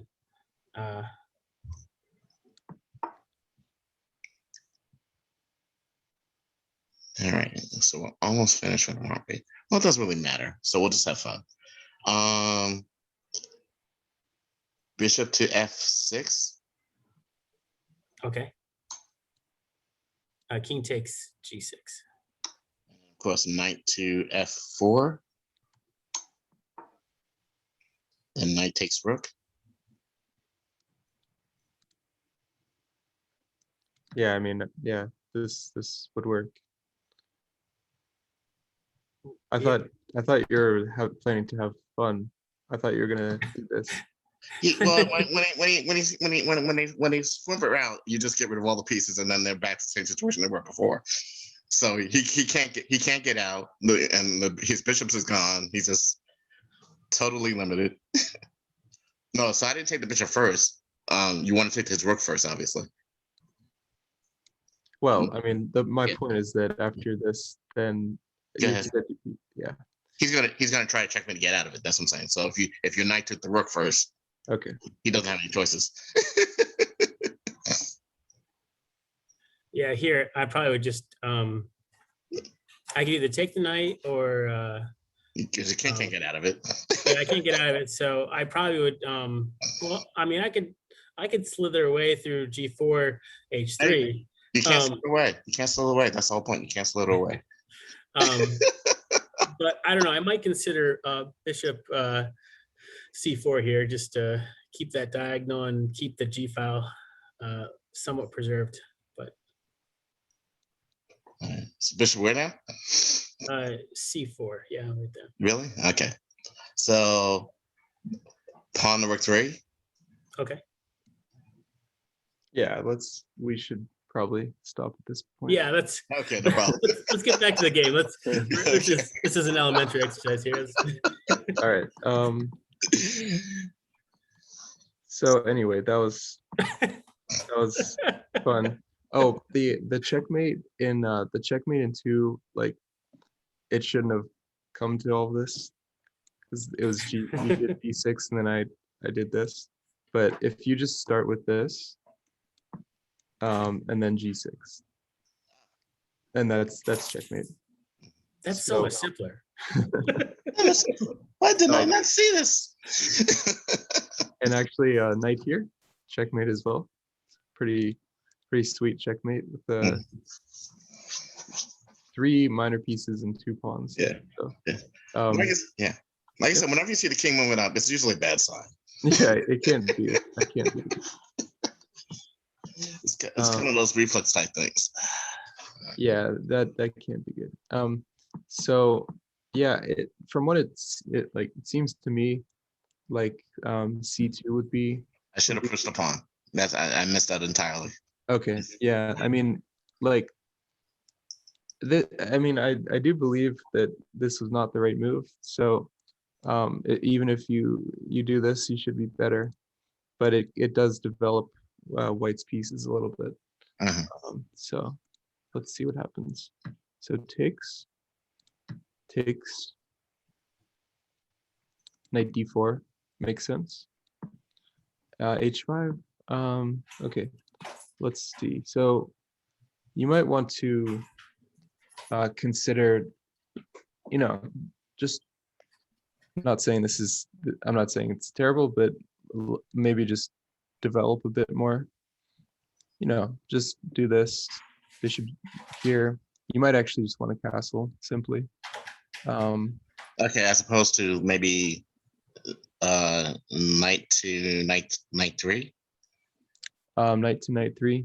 That's an option actually. Yeah, actually, yeah, maybe the best move. Yeah, so maybe this. Yep.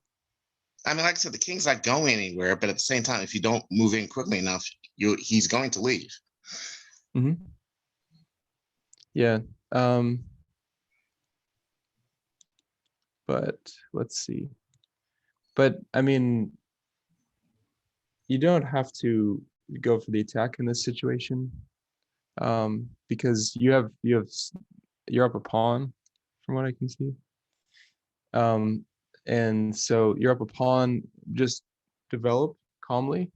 And I mean, you probably don't need to overcomplicate that. Except if you find a move like this, which this does look very good. So h5, knight here, h4. Okay, I mean, yeah, okay, maybe. But then this, yeah, okay, this, you've blocked up your own square, I guess. Yeah, that's not where the knight's trying to go to. That's right. Yeah. Yeah, I mean, maybe it was up good up till here, and then maybe you should have just gone here. Yeah, so h4, then this, knight here, king here, makes sense. This one, yeah, I'm not sure if you missed that. Yeah, I'm not sure what's going on here, but I think you can develop with bishop here. Okay. Yeah, I think just like playing this more calmly would be nice, because you're up a pawn. You just want to get developed a bit more. You don't have to like overdo. You don't have to overdo the position, you know? Okay. Yeah. Yeah, I understand that it could be a bit uncomfortable. Like, I can't do that. can't do that. That's the problem. But maybe small steps, right? Like, so you want to do this. So maybe you can just try to challenge the knight. If you trade this off, then you can get c6, like Right. something like that. Okay, so this one here, and then this. I wonder if, let's see, Mark takes that one. I wonder if it was possible to do something else here. Comes to mind. This move comes to mind actually. And now it's a little bit different if white takes, because you might have this, or you might have this. I think the bishop move is probably better. Bishop move might be better. I wasn't sure. So but like either way, the point is, that this move would have been an improvement. But let's actually take a look though. So with the bishop move, the response I'm seeing for white is to go here. It's kind of interesting, right? And why not just take the knight, Take and then take. right, and then retreat the bishop to attack the rook, to attack the rook. Well, I mean, you could continue from here, but with a position like this, you should be looking to win material, right? So this might be better, because we definitely might win material, I think. Now I see a response that white could try, which would be this, which would be attacking the rook. But then at this point we can go here, and the knight's under attack, and so is the bishop.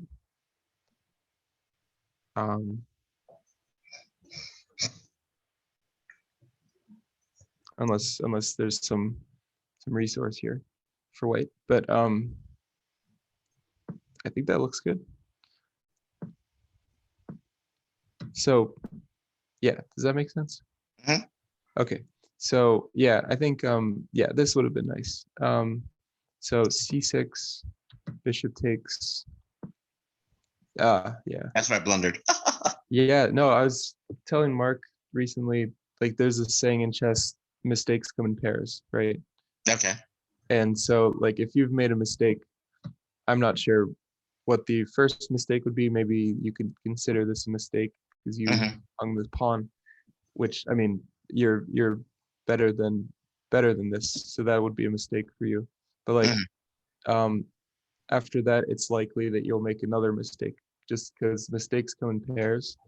And so, when you make that first mistake, you should try to like adjust your mindset and say, okay, I made the first mistake.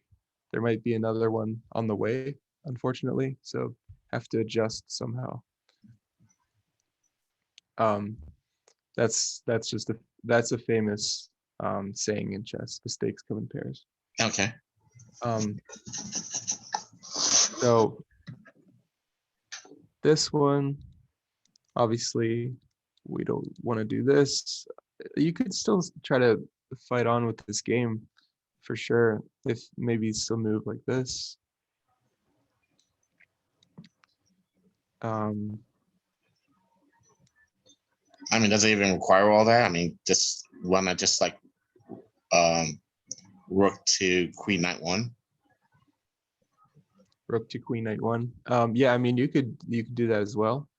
I was thinking maybe we do this and this. But yeah, I considered this also probably good too. Yeah, makes sense. Now, yeah, let's see. Yeah, no, this is good. This is good. I mean, yeah, some move like this, some move like this with this Mhm. idea. I mean, Mhm. you're in the game still for sure. Okay. Yeah. So anything else, or did Mark just display Need to display straight tactics. put on a technical display at this point? Technical display. It's wonderful. Yeah. Yeah. I guess not much else to see there. There's not much to do. Yeah, okay. All right. So yeah, it's interesting. Is that the only game you'd want to see? No, we can go with the other game I played today. Okay. Yep. Um, let's see. I think Mark's kind of in control of that because he's Is he still there? Hey guys, what? Sorry, I was distracted. Yeah. So now we want to replay the other game. All right, let's get the other game loaded up here. See, that was easy. maybe we'll go for another like 20 minutes or so. That shouldn't take that long. Sorry. Okay. Won't take that long. Oh, I see what's going on here. You beat Mark this game? Yeah. Okay. The PGN and copy and paste. All right. New board, new day. Okay, nice. Do I have access to this board? You should. You're still the Oh, Oh, so there we it's the host. Okay, great. Oh wait, let me give Yeah, give him access. Sorry. all right, yeah. You are now the owner. Nice. All right, so Greg, do you want to Yes. see this for a bit? So yeah, d6, knight f3, g6, d4. Okay. Knight here, h6, or sorry, h3. Sure, yeah. Okay. It's very interesting. Is it safe to do this? Well, the knight is not great here. No, it doesn't have any squares except for the original square. Yeah. So I call that to be an advantage. Yeah. So I guess then we would be wondering what went wrong with Black's play here. I guess maybe Black should have gone here at this point.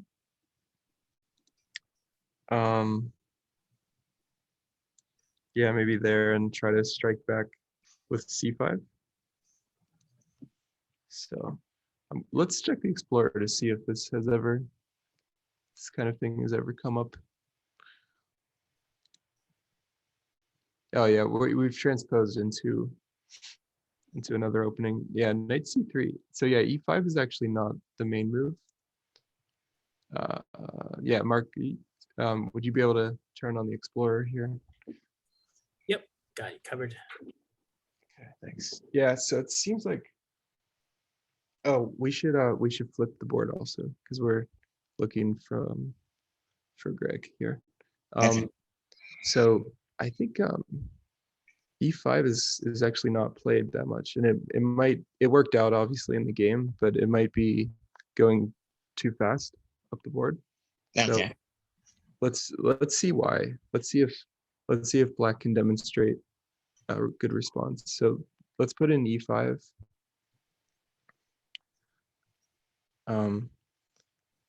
And it looks like the correct response is, yeah, I was guessing knight d7.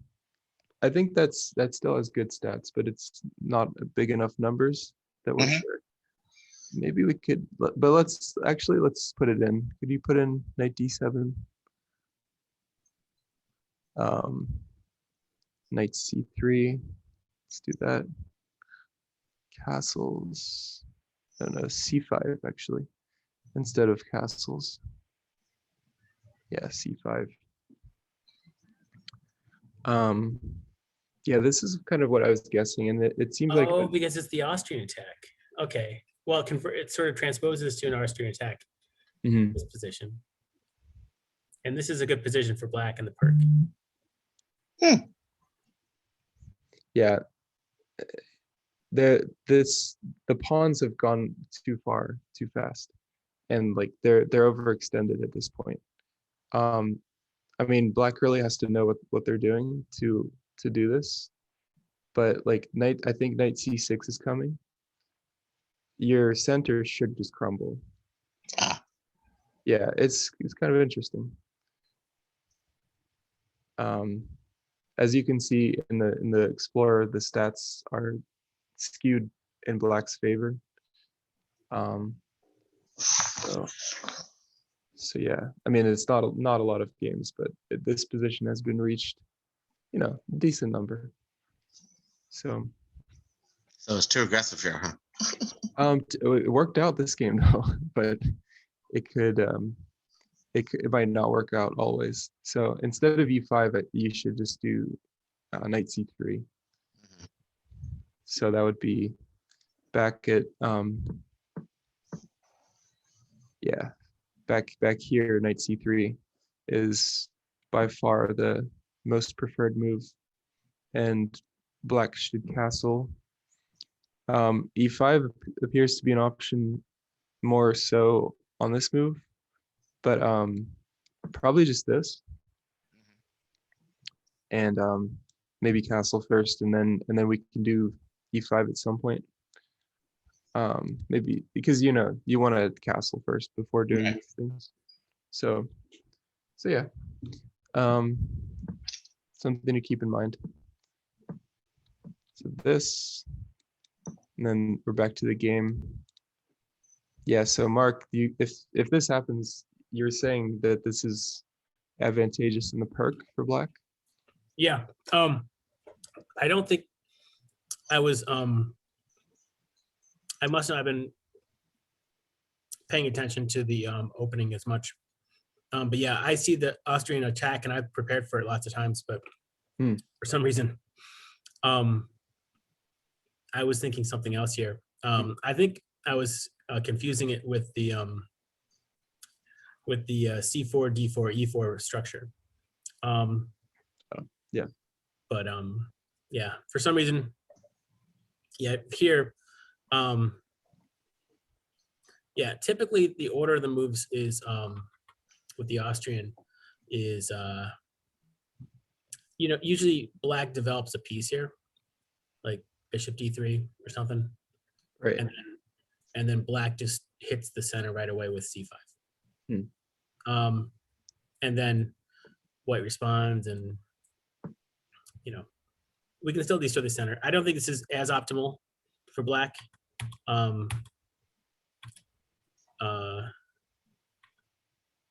Versus C5 right away here as well. So because no one's defending as much in the center here, so it's just very much easy to attack from a distance, which is, I guess, thematic with the perk. Right. That's the point of having the bishop back there, is that you don't have to put all your pieces in the middle and just get them paint targets on their back. So you should have done this instead of knight f6, I guess. Yeah. So here, am I following the game? I think. Yeah. Yeah. So here, the order is a bit off, I think, for the Austrian. That's why this is labeled the bird's opening. And so I think I was thrown off a little bit, and that's why I probably didn't recognize it. But I should have immediately saw this as an Austrian. But yeah, here's. I find computers label everything the bird opening. For example, they labeled the Frome's Gambit the bird opening. It's like ridiculous. Well, usually white doesn't begin with F4. No, but the Frome's Gambit, you begin with F4. Yeah. And the minute you play F4, it's already labeled the bird's opening. Like I just laugh. Yeah. Well, so like it keeps the label. Exactly. Yeah. Okay. Yeah. At some point, I think chess.com gives up on trying to relabel. Even if you transpose into certain positions, it's still called a bird's opening because I think as soon as you've exited a certain point, although, yeah, I don't know, it's probably a tricky algorithm, but maybe it's just for bird's opening because they know, like, if you play the bird's opening, you don't want to transpose or something. No, I don't think so. So knight f6. Let's see. So yeah, okay. We'll continue with the game. So e5 was played. Yes. And that was apparently a bit too aggressive. But so knight g4, knight d7 should have been played. So h3, then this, and this is, I like this. I think this makes sense. That knight is, feeling the heat a little bit. This one, okay. I mean, I was assuming the bishop might go here or here, but I don't see anything wrong with this.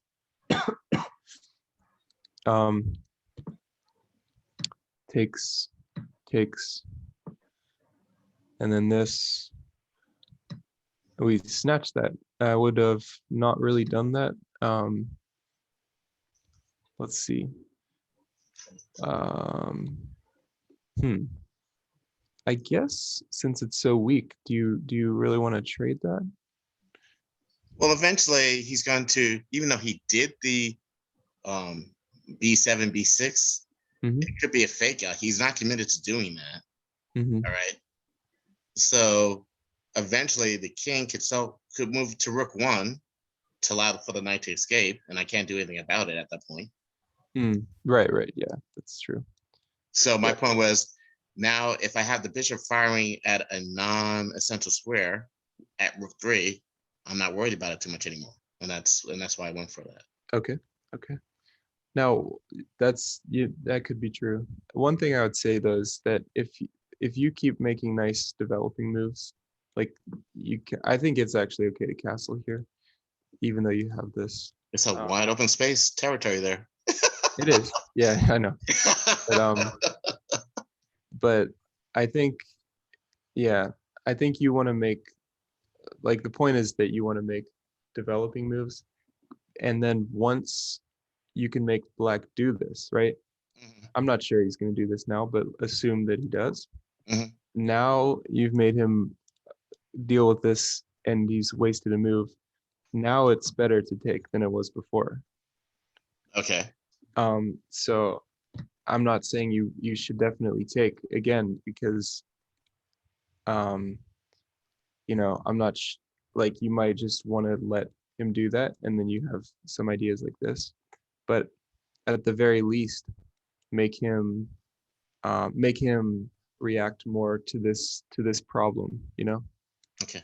Well, here, I mean, the other problem with not taking that knight is, even though you might not consider it that way, but your castle, your kingside castle position from the white point of view is only protected by 2 pawns. Mm-hmm. So it's not really unheard of for the knight to actually take the knight pawn, Yeah, and then it she'd happens. be getting 2 pawns for the knight with no pawns in front of my king. Yeah, this is possible. So that means I got extremely weak position because I'm going after light material. Mhm. Now, it'd be better to take the knight off. So, I mean, yeah, I'm thinking that it's safe, but like, the point was that, um, my point was that any developing move would have been better, because you can do this later. Like, okay, you can make this move. This is a nice developing move.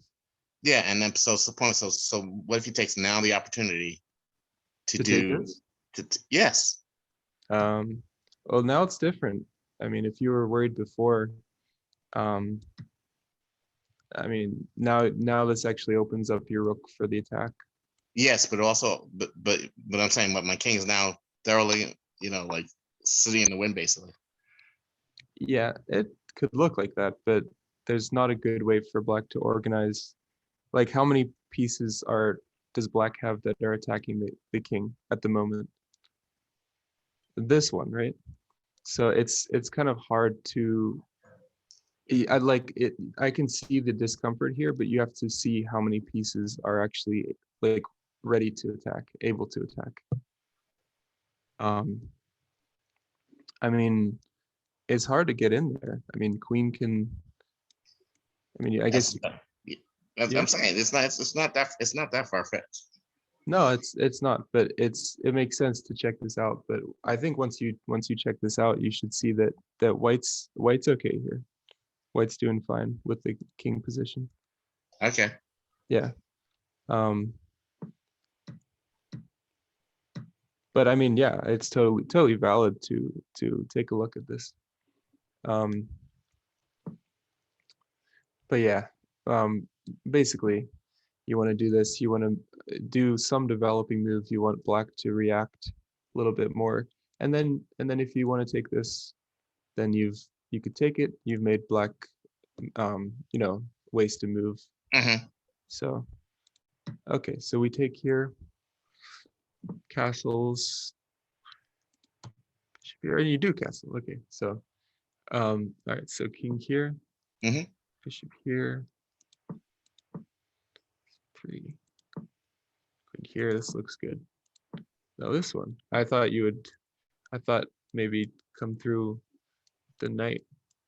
But okay, d5.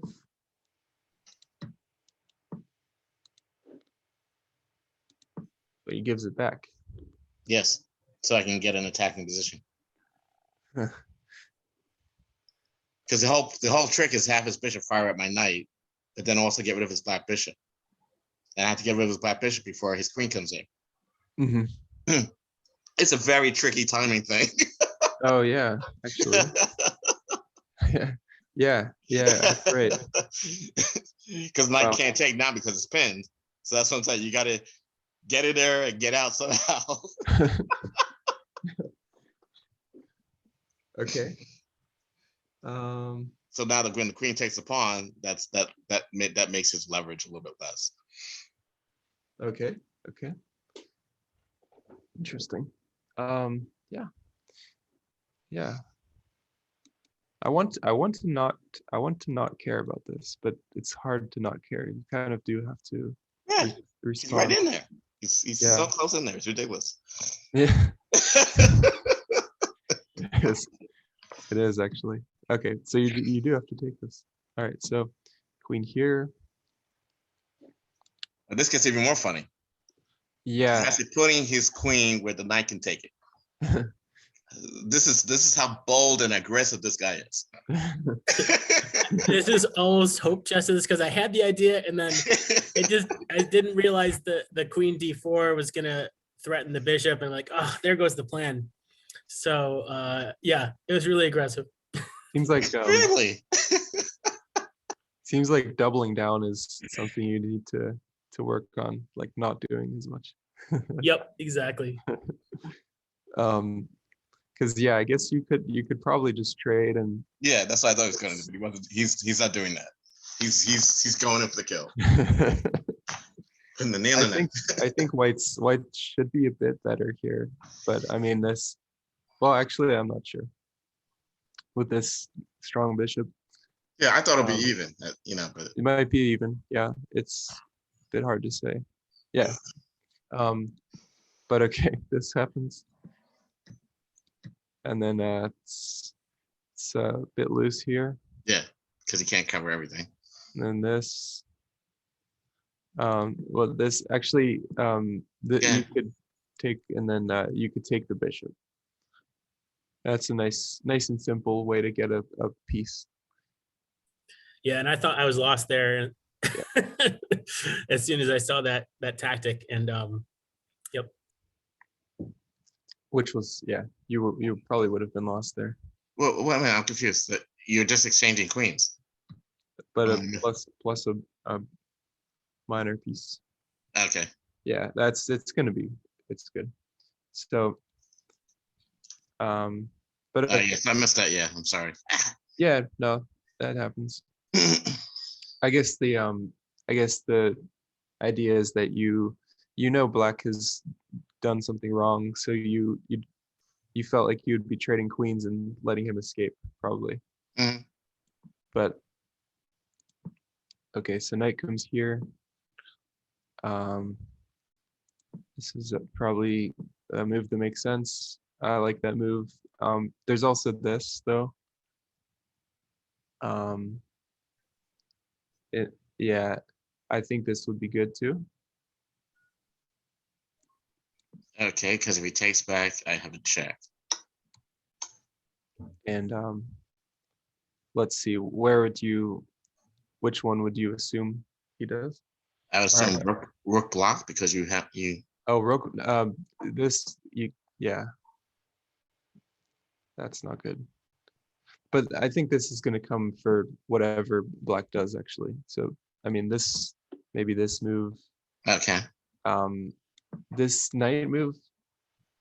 Yeah, this is really strong, unleashing the rook, and like black just doesn't have enough, enough defense here, I don't think.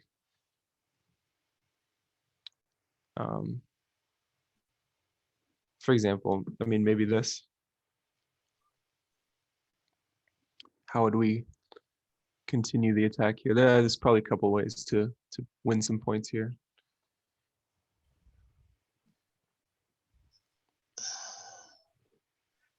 Well, I can move knight to, I guess, queen 7 maybe.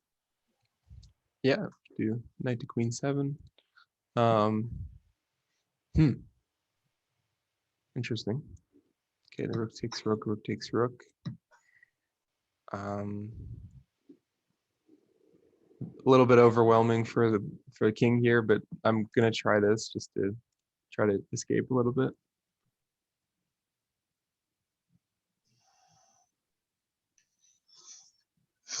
How to get in from here? Huh? You're very close. I mean, it's All right. Let's try knight to king 5. okay. Knight to king 5. Yeah, that's a pretty devastating move there, I think.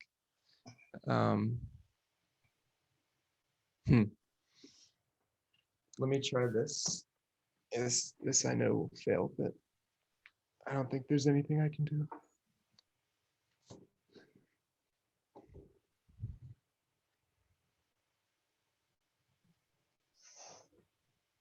Why is he there? That's the move you want to do? I mean, no, I don't want to do this. Oh, okay. but what else can I do? So this becomes easier. So now it's knight to bishop 7.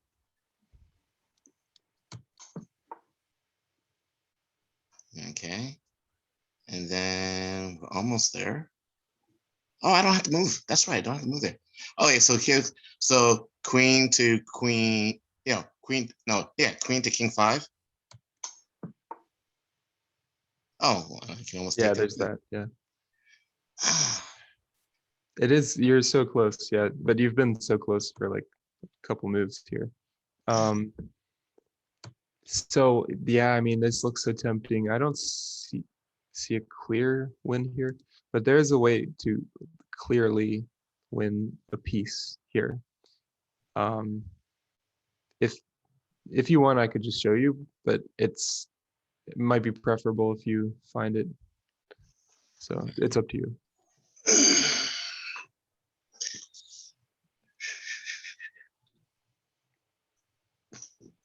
All right, let's all right. I would have okay, I would have thought knight, I would have thought knight to queen 7. This one? Yeah. No, I'm sorry, I'm sorry, I didn't mean that. I meant knight to bishop 7. And then knight takes the bishop. And then oh, okay. So then, yeah. So rook to bishop 7. Come on, almost done with this thing. All right. I'm just not on the right square. Terrible. So, gosh. So queen to queen 7.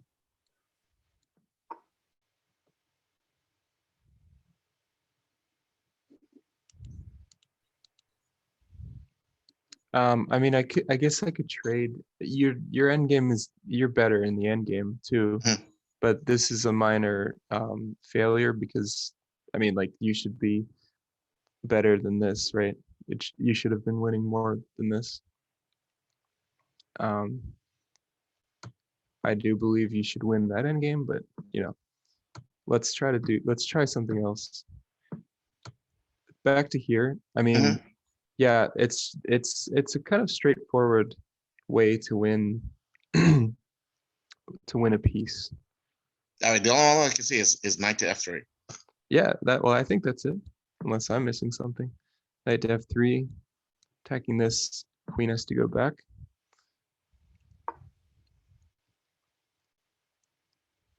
You don't have to kill the king. I mean, you don't have to, like, Life's easier that way. it's tempting, but just, what about this guy? Well, it's either take it or threaten it with a pawn. Or a queen? Threaten it with a actually, yeah. That's it. Yeah, I mean, this is all you need to do. And it's like, it's an anticlimactic move, actually, just because you expect to be attacking the king and stuff, but you win a bishop, that's definitely good enough. So how did we get here? Yeah, we got here. I think e6 is good.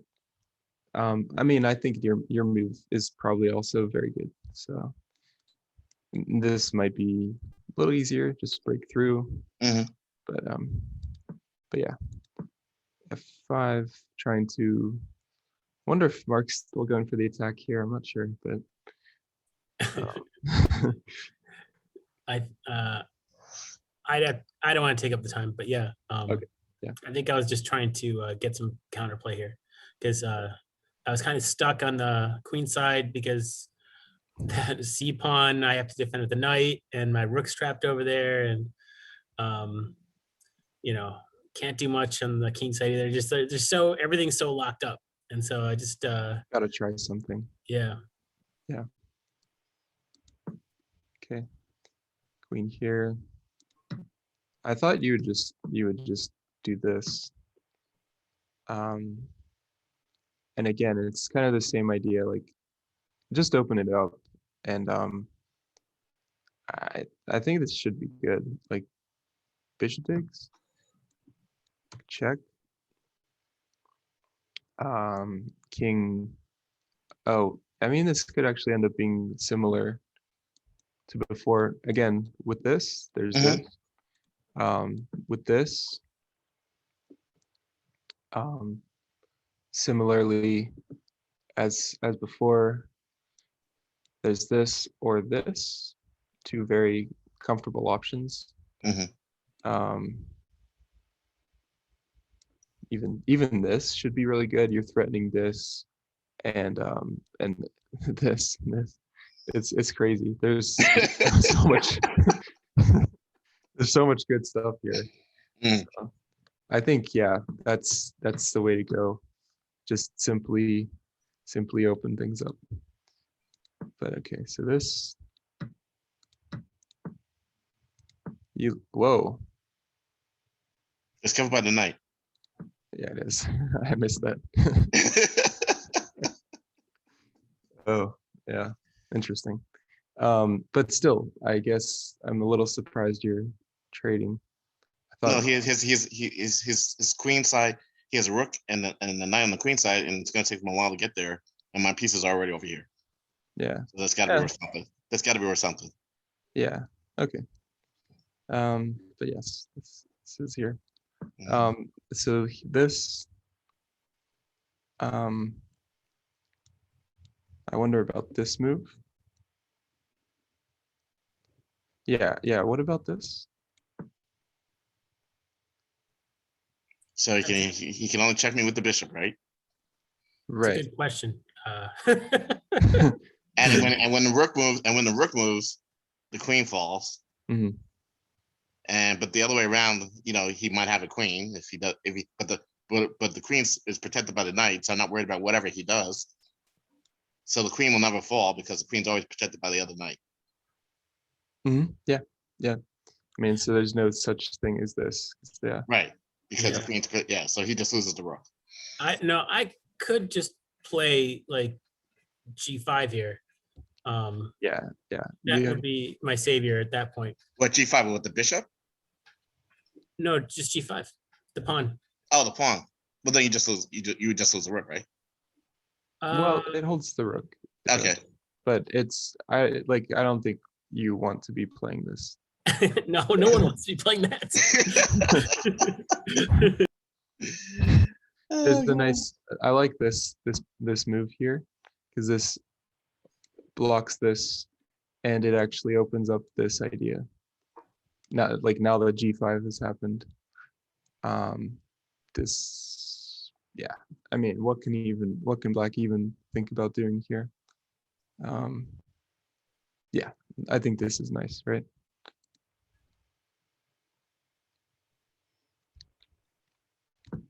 And plus there's rook h1 coming in at some point. So yeah, I think this would have been good, forcing g5. Okay, so knight h2. This also makes sense, although here there's bishop g5.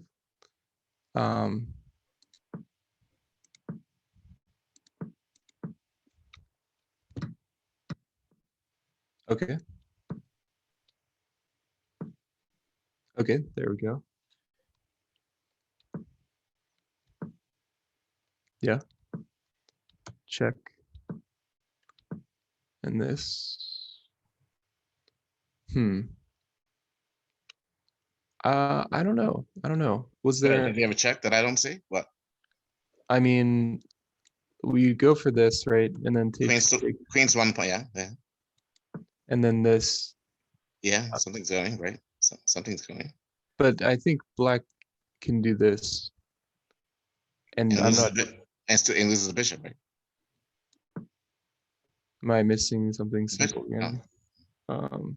No, what doesn't Black just hold everything here? I like that. Yeah, I guess, yeah, I mean, so you went for this, which will open up. I don't know, why isn't this even this okay? But yeah, I like your move Gabe, because I mean, I don't think this is a good situation to start liquidating. With that pawn on e7, I need to get rid of the pawn before I start reducing. So I don't know. That's how I feel Yeah. about the priorities here. Makes sense. So, I mean, yeah, also like check out the rook, right?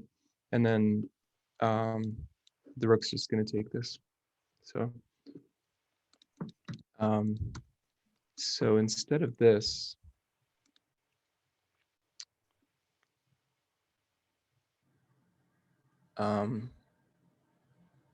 Knight to f3. well, that is what you played. Okay. Um, So wait a minute. So wait a minute. If I played knight to f3 and your knight and your okay, and then what? Your knight takes my pawn, right? oh yeah, this is what happened in the game, which is that queen got to take, Yeah. and then queen took, and then knight took. Right. And I think black's fine here. Okay. And you tried this, and like, Yeah, that does work. yeah. So I'm just wondering if there's anything other than this that you could have done here.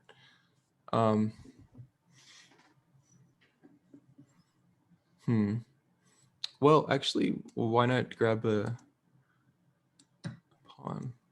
Well, then he takes my pawn. Right. No, he takes my other pawn, but that's right. Oh, yeah. Well, because this might be a problem too, actually. Yeah. But okay, this is a problem. I don't know. Yeah. And that would be kind of hard to solve. Yeah. Yeah, it's not so easy here. I was wondering about this move.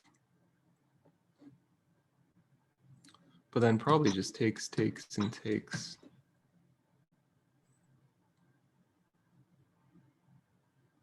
So I guess that answers the question. No. So wait a minute. If you're going to go there, right? Mm-hmm. Then if my queen goes to queen 4, check. Yeah, blocks with check though. Tricky. Oh gosh. Yeah. So it's not working out too well, huh? Yeah. But wait a minute. No. Sorry. All right. So go back. Just go back a second. All right. Sorry.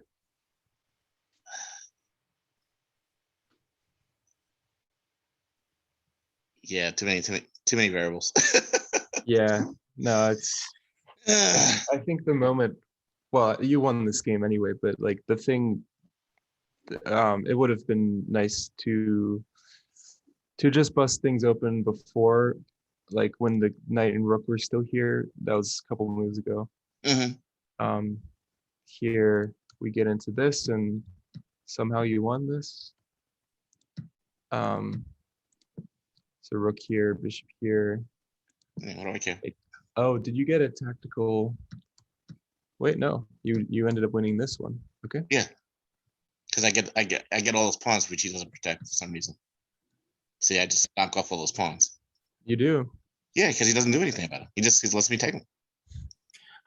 It was kind of like I felt nice.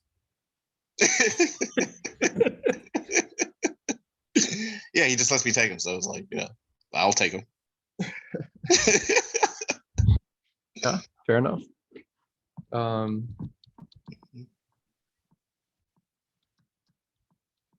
Yeah. Pawn lever operation. Okay. Yeah, I think there was time trouble towards the end, and yeah, I desperately just like maybe if I split the pawn structure, it would make it weak enough to try to take over. But that A5 move was the killer, and that was done. So it's a pretty tough end game, I think. I think black should try to get the king over here. But I'm not completely sure what's going on here. No, I'm saying, but how does he have time to do that?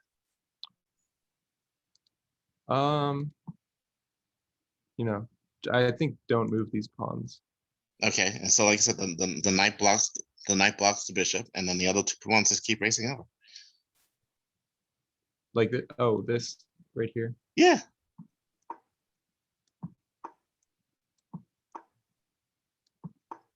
I should get. I mean, I should get there in time. Really? Wow, I'm stunned. Why should you be able to do that though? Kings. So knight to king, knight to queen 4. Yeah. Why should you have time to do all that? Just productive. I think it's after here. I think we could get away with trading the pieces. Correct me if I'm wrong, Gabe, but like I don't think so. after bishop takes knight, c takes knight, and then king to d5. You know, the king is in a good position to catch up to either the A or B pawns, whatever, however that liquidates. But there's nothing the white king can do about that GH structure. Right, this is true. That's just a permanent weakness that is waiting to be fulfilled. And black can take his time collecting a pawn here. Like I said, so how do you approach it? So let's see. So let's start with d5. Yep. All right, and let's start with a5. Okay. So after a5, Yeah, go ahead. B takes A. Okay. So b4 takes a5. Yep. And then king to c6. I'm not doing anything, so might as well g2 to g3. All right. King to b5. Might be the key. Up 1, he takes. Up 1, he takes. Oh, let's try that. Queen 4 to queen 5. Wait. Okay. Yeah, straight off. King takes a5. Pawn moves up. All right. This. d6. Yeah. And then king b6. Pawn moves up again. Okay. d7, king c7. Right in time. Yep. And now white You don't can't. take it because you don't need the knight. You don't need to take it. No, I'm just kidding. But no, here's interesting. White can, yeah, white can save this, and it's like pretty weird, but it's this move. This will save white. It's like what's going on here? But the idea is that if this one, then we do this. Okay, let's try, for example, B takes. And then this. Yeah, and then now we got 4 moves for white promotion, for black promotion, and 2 moves for white promotion. And black king can't catch up.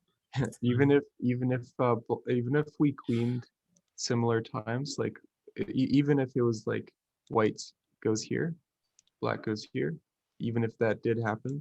Oh, the queen goes, checks, and like kills everything. Wow. Yeah. Amazing. What if black doesn't do anything though? He just holds his position. Oh, yeah. Like that's white achieving the draw though with this move. So like white should achieve the draw. Like, I mean, we could both not do anything. So here, black can't. I mean, ideally, it'd be nice if black could stage his king on c5 or c6. Compromise would probably be c4.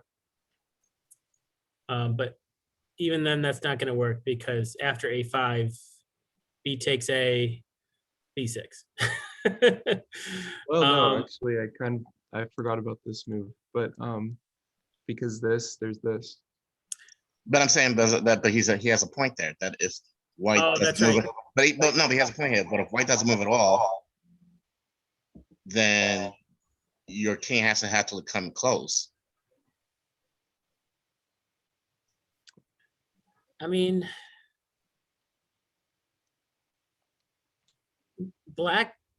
so white has to defend those 2 pawns on G and H. Black has to defend those pawns. Right. I mean, So- theoretically, So black's only advantage is if black moves to b4. Yeah. That's the only way to push for the advantage to win. But does B4 win it? I don't No, know. I mean, I think no, wait a minute, b4 might actually does win it. Yeah.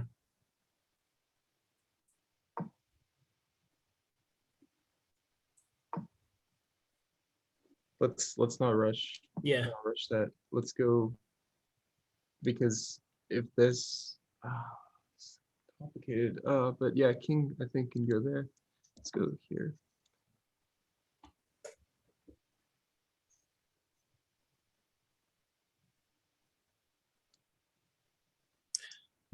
I think here we actually, with the king over, I think we could do h4 here.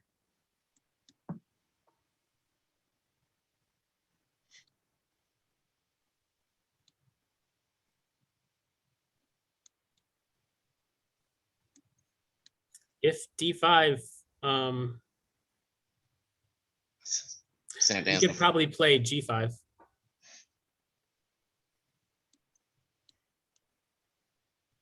Just to get extra support in there. That's free.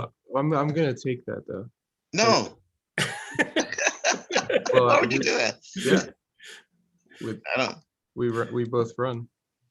This is true. We do. And white is 1 pawn ahead, but black has the board at the moment. This is true. But the premise of this is that like we're trying to even figure out a way to draw this for white, right? Right. Yeah. And here maybe either black can do king takes a4 or just start checking the king. Yeah. I don't know. Yeah, it's a draw at this point. Yeah. Mhm. Yeah. Wow. Yeah. So Amazing.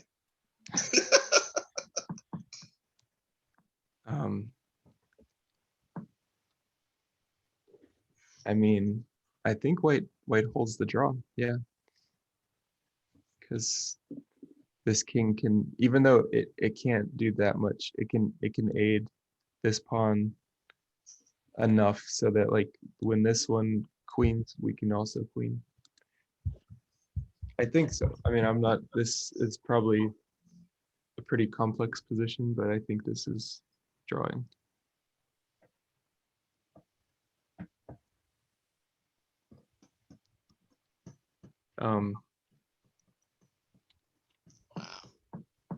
It's pretty interesting. Maybe this, maybe black should have done this first. And then I'll go here.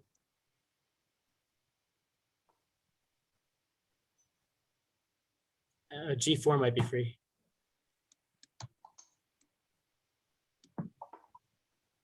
Ooh, okay. This is true. Okay, yeah. King f4. Although, not sure. I mean, maybe black does do this.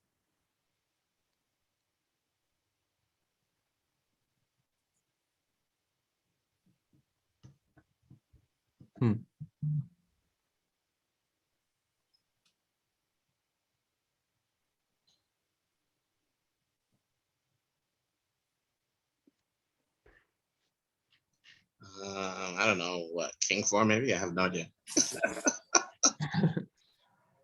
Yeah, I'm actually thinking black will win this at this point. Because this happened. Well, then you have to go back down to f3. Have to go back down, and then this happens.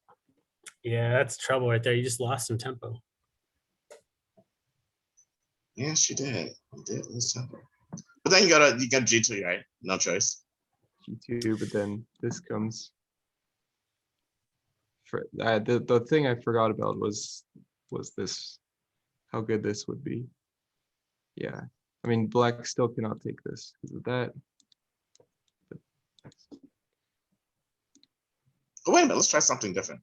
A5.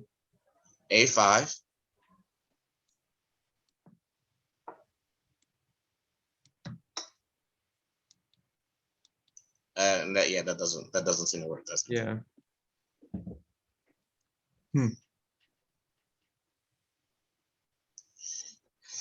Yeah. Wow. Amazing things you learn. So it's just so complex, even though it's just pawns, you know. Should be simple stuff. Oh gosh. But yeah, anyway, black should have run the king over. Okay, so given this scenario, Yeah. and since pawns are where they are, all right. Yeah. Then the only technique for white to win is the knight has to move to knight 4, and then the knight moves all the way up to the king side and knocks out these 2 pawns. Something like that, yeah. And your bishop is just hanging left on the wind because it can't even take a single pawn. Yeah, I mean, that's like a scenario that could happen. But yeah, I think the point is that both players should not move their pawns. yeah. Well, no, I mean, eventually I have to move my pawns after my knight knocks up 2 of your pawns. Well, yeah, I think when you're in the optimal position, you can move your pawns, but neither player is optimal here to start pushing things over. Black has to get his king over to. Well, that's what I'm saying, but I'm saying that's not going to happen. So, for example, move knight to knight 4. Okay. Okay, start with this and then this. Yeah. All right, and then now move knight to queen 5. Wait, but it's. But what? You move the king over. Well, no, I said queen 5. Where you going? All right, I said knight to knight 4. Where you doing on the rook side? Hold on. Okay. What are you? Yeah, no. You're moving the knight everywhere else except what I told you to. Okay, look. Knight to knight 4. Look. Okay. Knight to knight 4. Did you get to knight to knight 4? Knight here. Then I went here. Yeah. Well, wait a minute. How did you get 3 moves? It was you. That's what I'm trying. That's what I was trying to fix. It was. Okay. You're skipping a move there. I'm skipping a move. All right, Yeah. fine.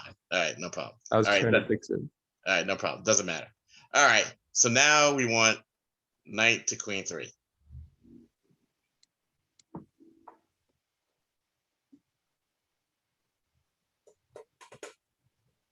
Oh, am I playing black or?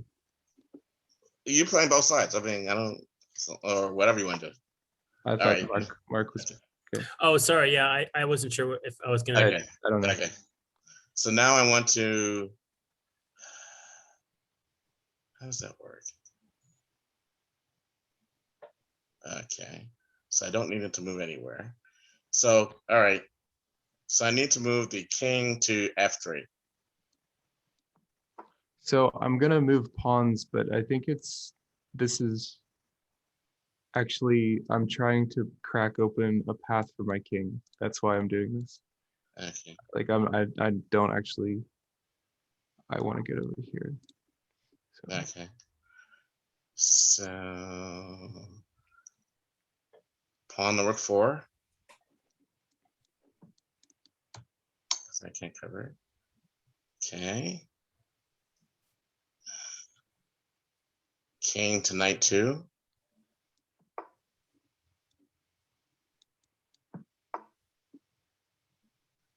Now at this point, I can capture and take the pawn. Or can I get to that other square? I can't get to that other square, can I? Let's try. All right. So knight to knight 4.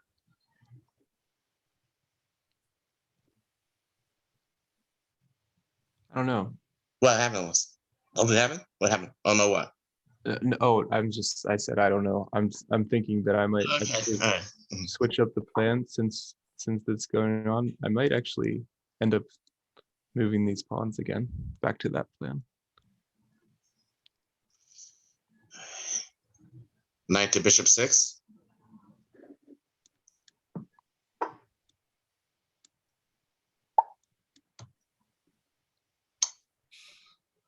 Can he do that?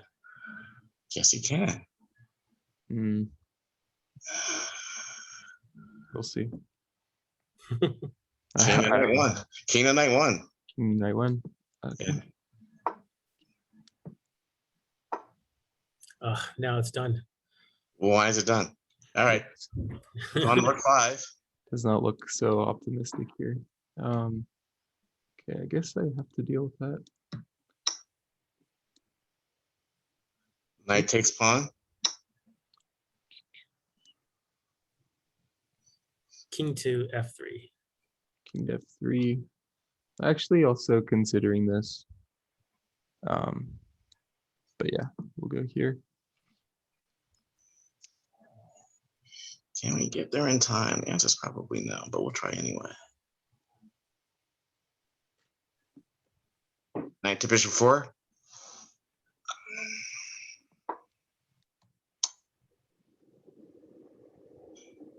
King to rook 1.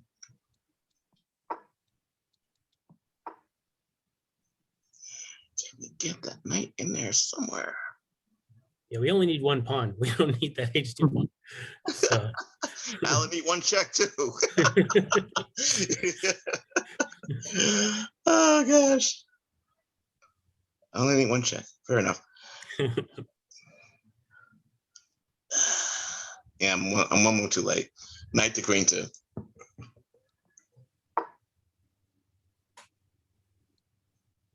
No, that would actually be a huge mistake. Yeah. King takes pawn. Yeah. Yeah. Yeah. I don't know. Interesting. But I guess that worked out. But I think the king movement is very important because that allowed, like, okay, this is probably the plan to get over this way, but the king movement is flexible, so I mean, I was able to swing back over this way. I don't know. It's a very tough end game. So. But I find it interesting that you didn't have to take your king directly in front of the pawns on the queen side. You decided to first do like a progressive forward with alongside the other two pawns. And then once you were able to, you were looking at that B1 F5 diagonal for the king to get over behind the pawns, which was pretty cool. And you know, that's a very like dynamic plan there, because like it's not really one sided, like, you know, it's multi-dimensional. Like, you know, the king is supporting the pawn majority on the king side, and then the ultimate plan though is to get the king over there to the queen side, but not have to go through all of the attacks and harassment from the pawns from the front side.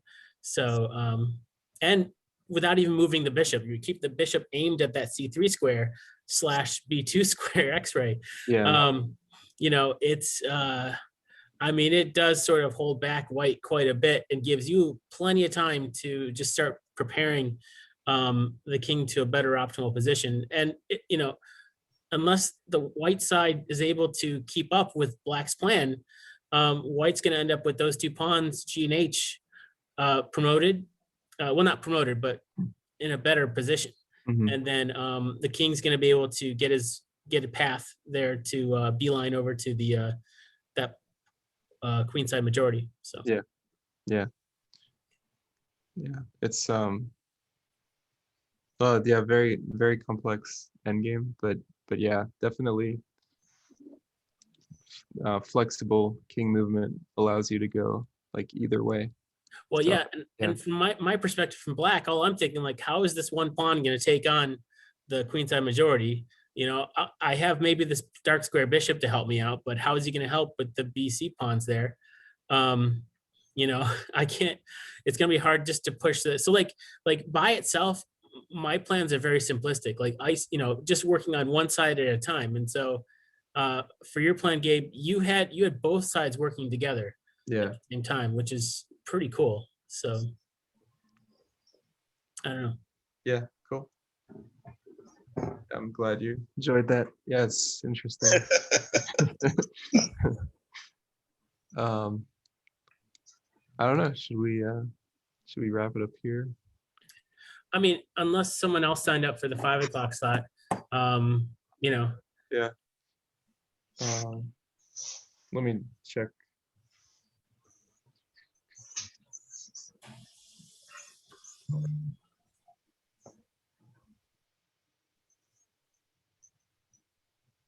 Yeah, no one. Yeah, it's just the two of you, but that was interesting. I guess trying to put more of just like analysis session, which is yeah, it was nice, I think. I thought that was pretty cool, Gabe. And thanks a lot for doing this today. Yeah, Sure.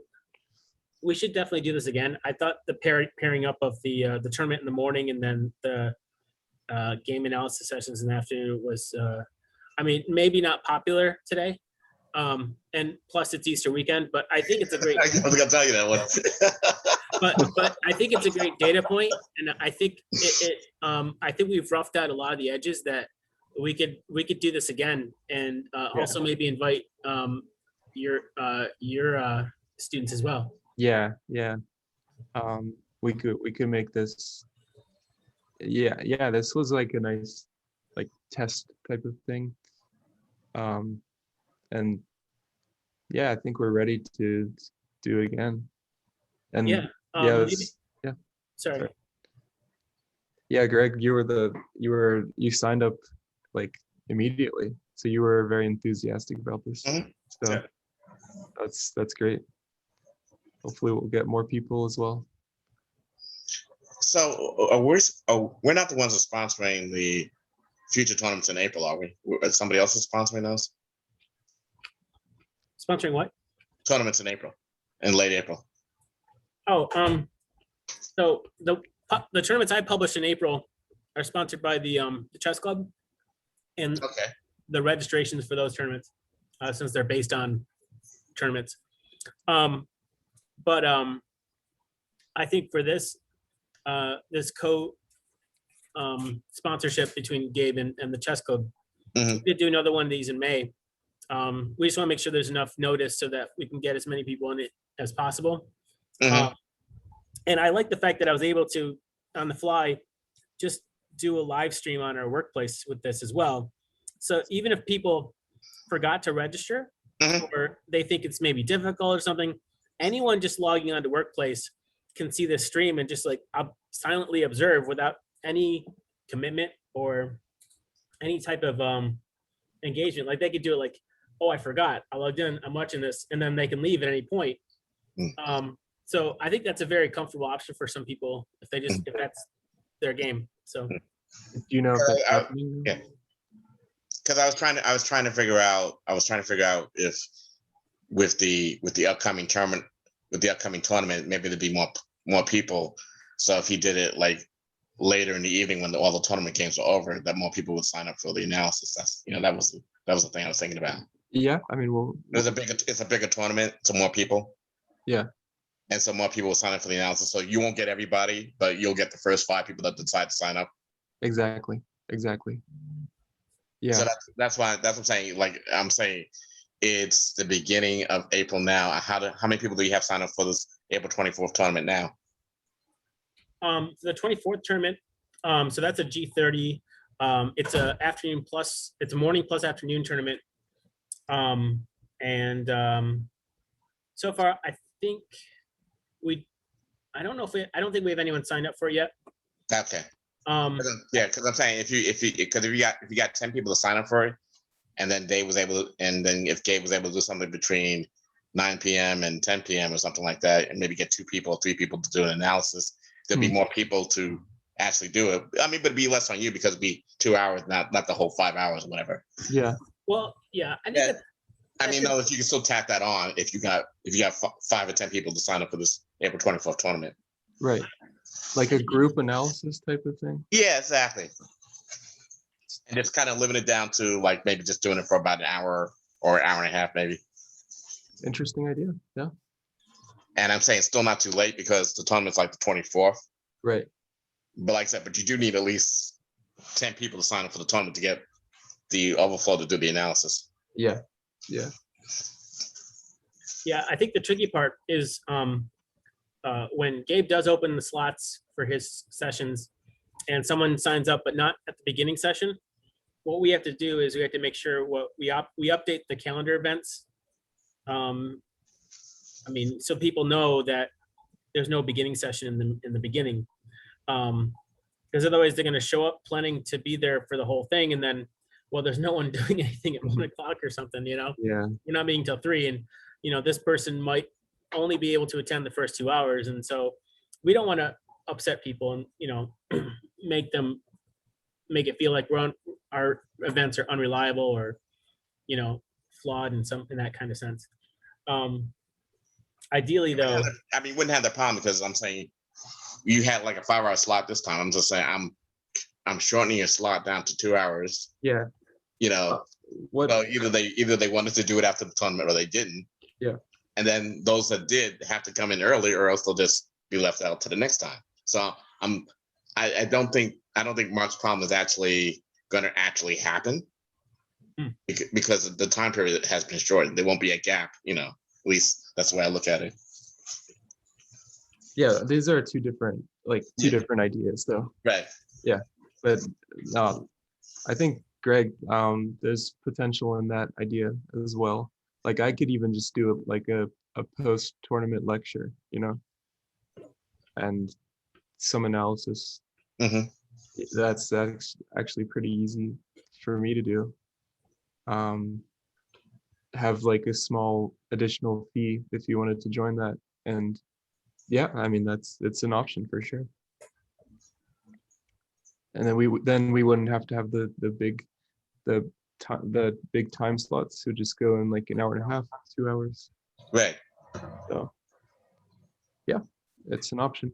I mean, we're gonna keep going with this as well, but maybe we can talk about something like that. Mark, what do you think? Sounds interesting? It does. I mean, it does sort of align with kind of our lecture structure, but specifically for game analysis from the participants. I mean, with games from participants. I mean, it could work certainly. Mm-hmm. I mean, it doesn't have to be even that. I could do a lecture just on anything. Exactly. Yeah. So some ideas. Cool. So yeah, should we end it here or anything? So if somebody wants to come to you in the blind and want a game analysis, how do they contact you? So like, I mean, I could just give you my email or Okay. Yeah. Yeah. Let's see. Yeah, or I mean, if you just Google Gabriel Petesch, not Patesh, Petesch with a C. Yeah. He should pop up first on the top. Whoa. I mean, it does. Okay. Yeah, isn't it nice? Mm-hmm.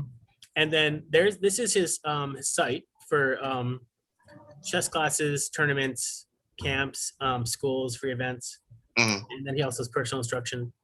And so definitely take a look at the private lessons options. Mm-hmm. He's got 1 hour, half hour, up to 2 hour sessions. But I was just curious if you charge a particular price just for a particular game analysis. Yeah, it's just by the time. Okay. Yeah. So it's yeah, you could see the prices there, but like I mean, my email, do I have the contact? I mean, yeah, my email is just firstname.lastname@gmail.com. Okay. Yeah, or you could do this one, but and that's, yeah. Oh, there it is. Yeah. So just drop me an email if you wanted to. Okay. Yep. So yeah. You guys. Cool. All right. Well, thanks guys for coming in today. No problem. And then we're gonna do this again in May as well. So Okay. All right. Sounds Cool. good. all right, guys. Yep. Have a good day. Yeah. All right, Right. bye-bye. Bye.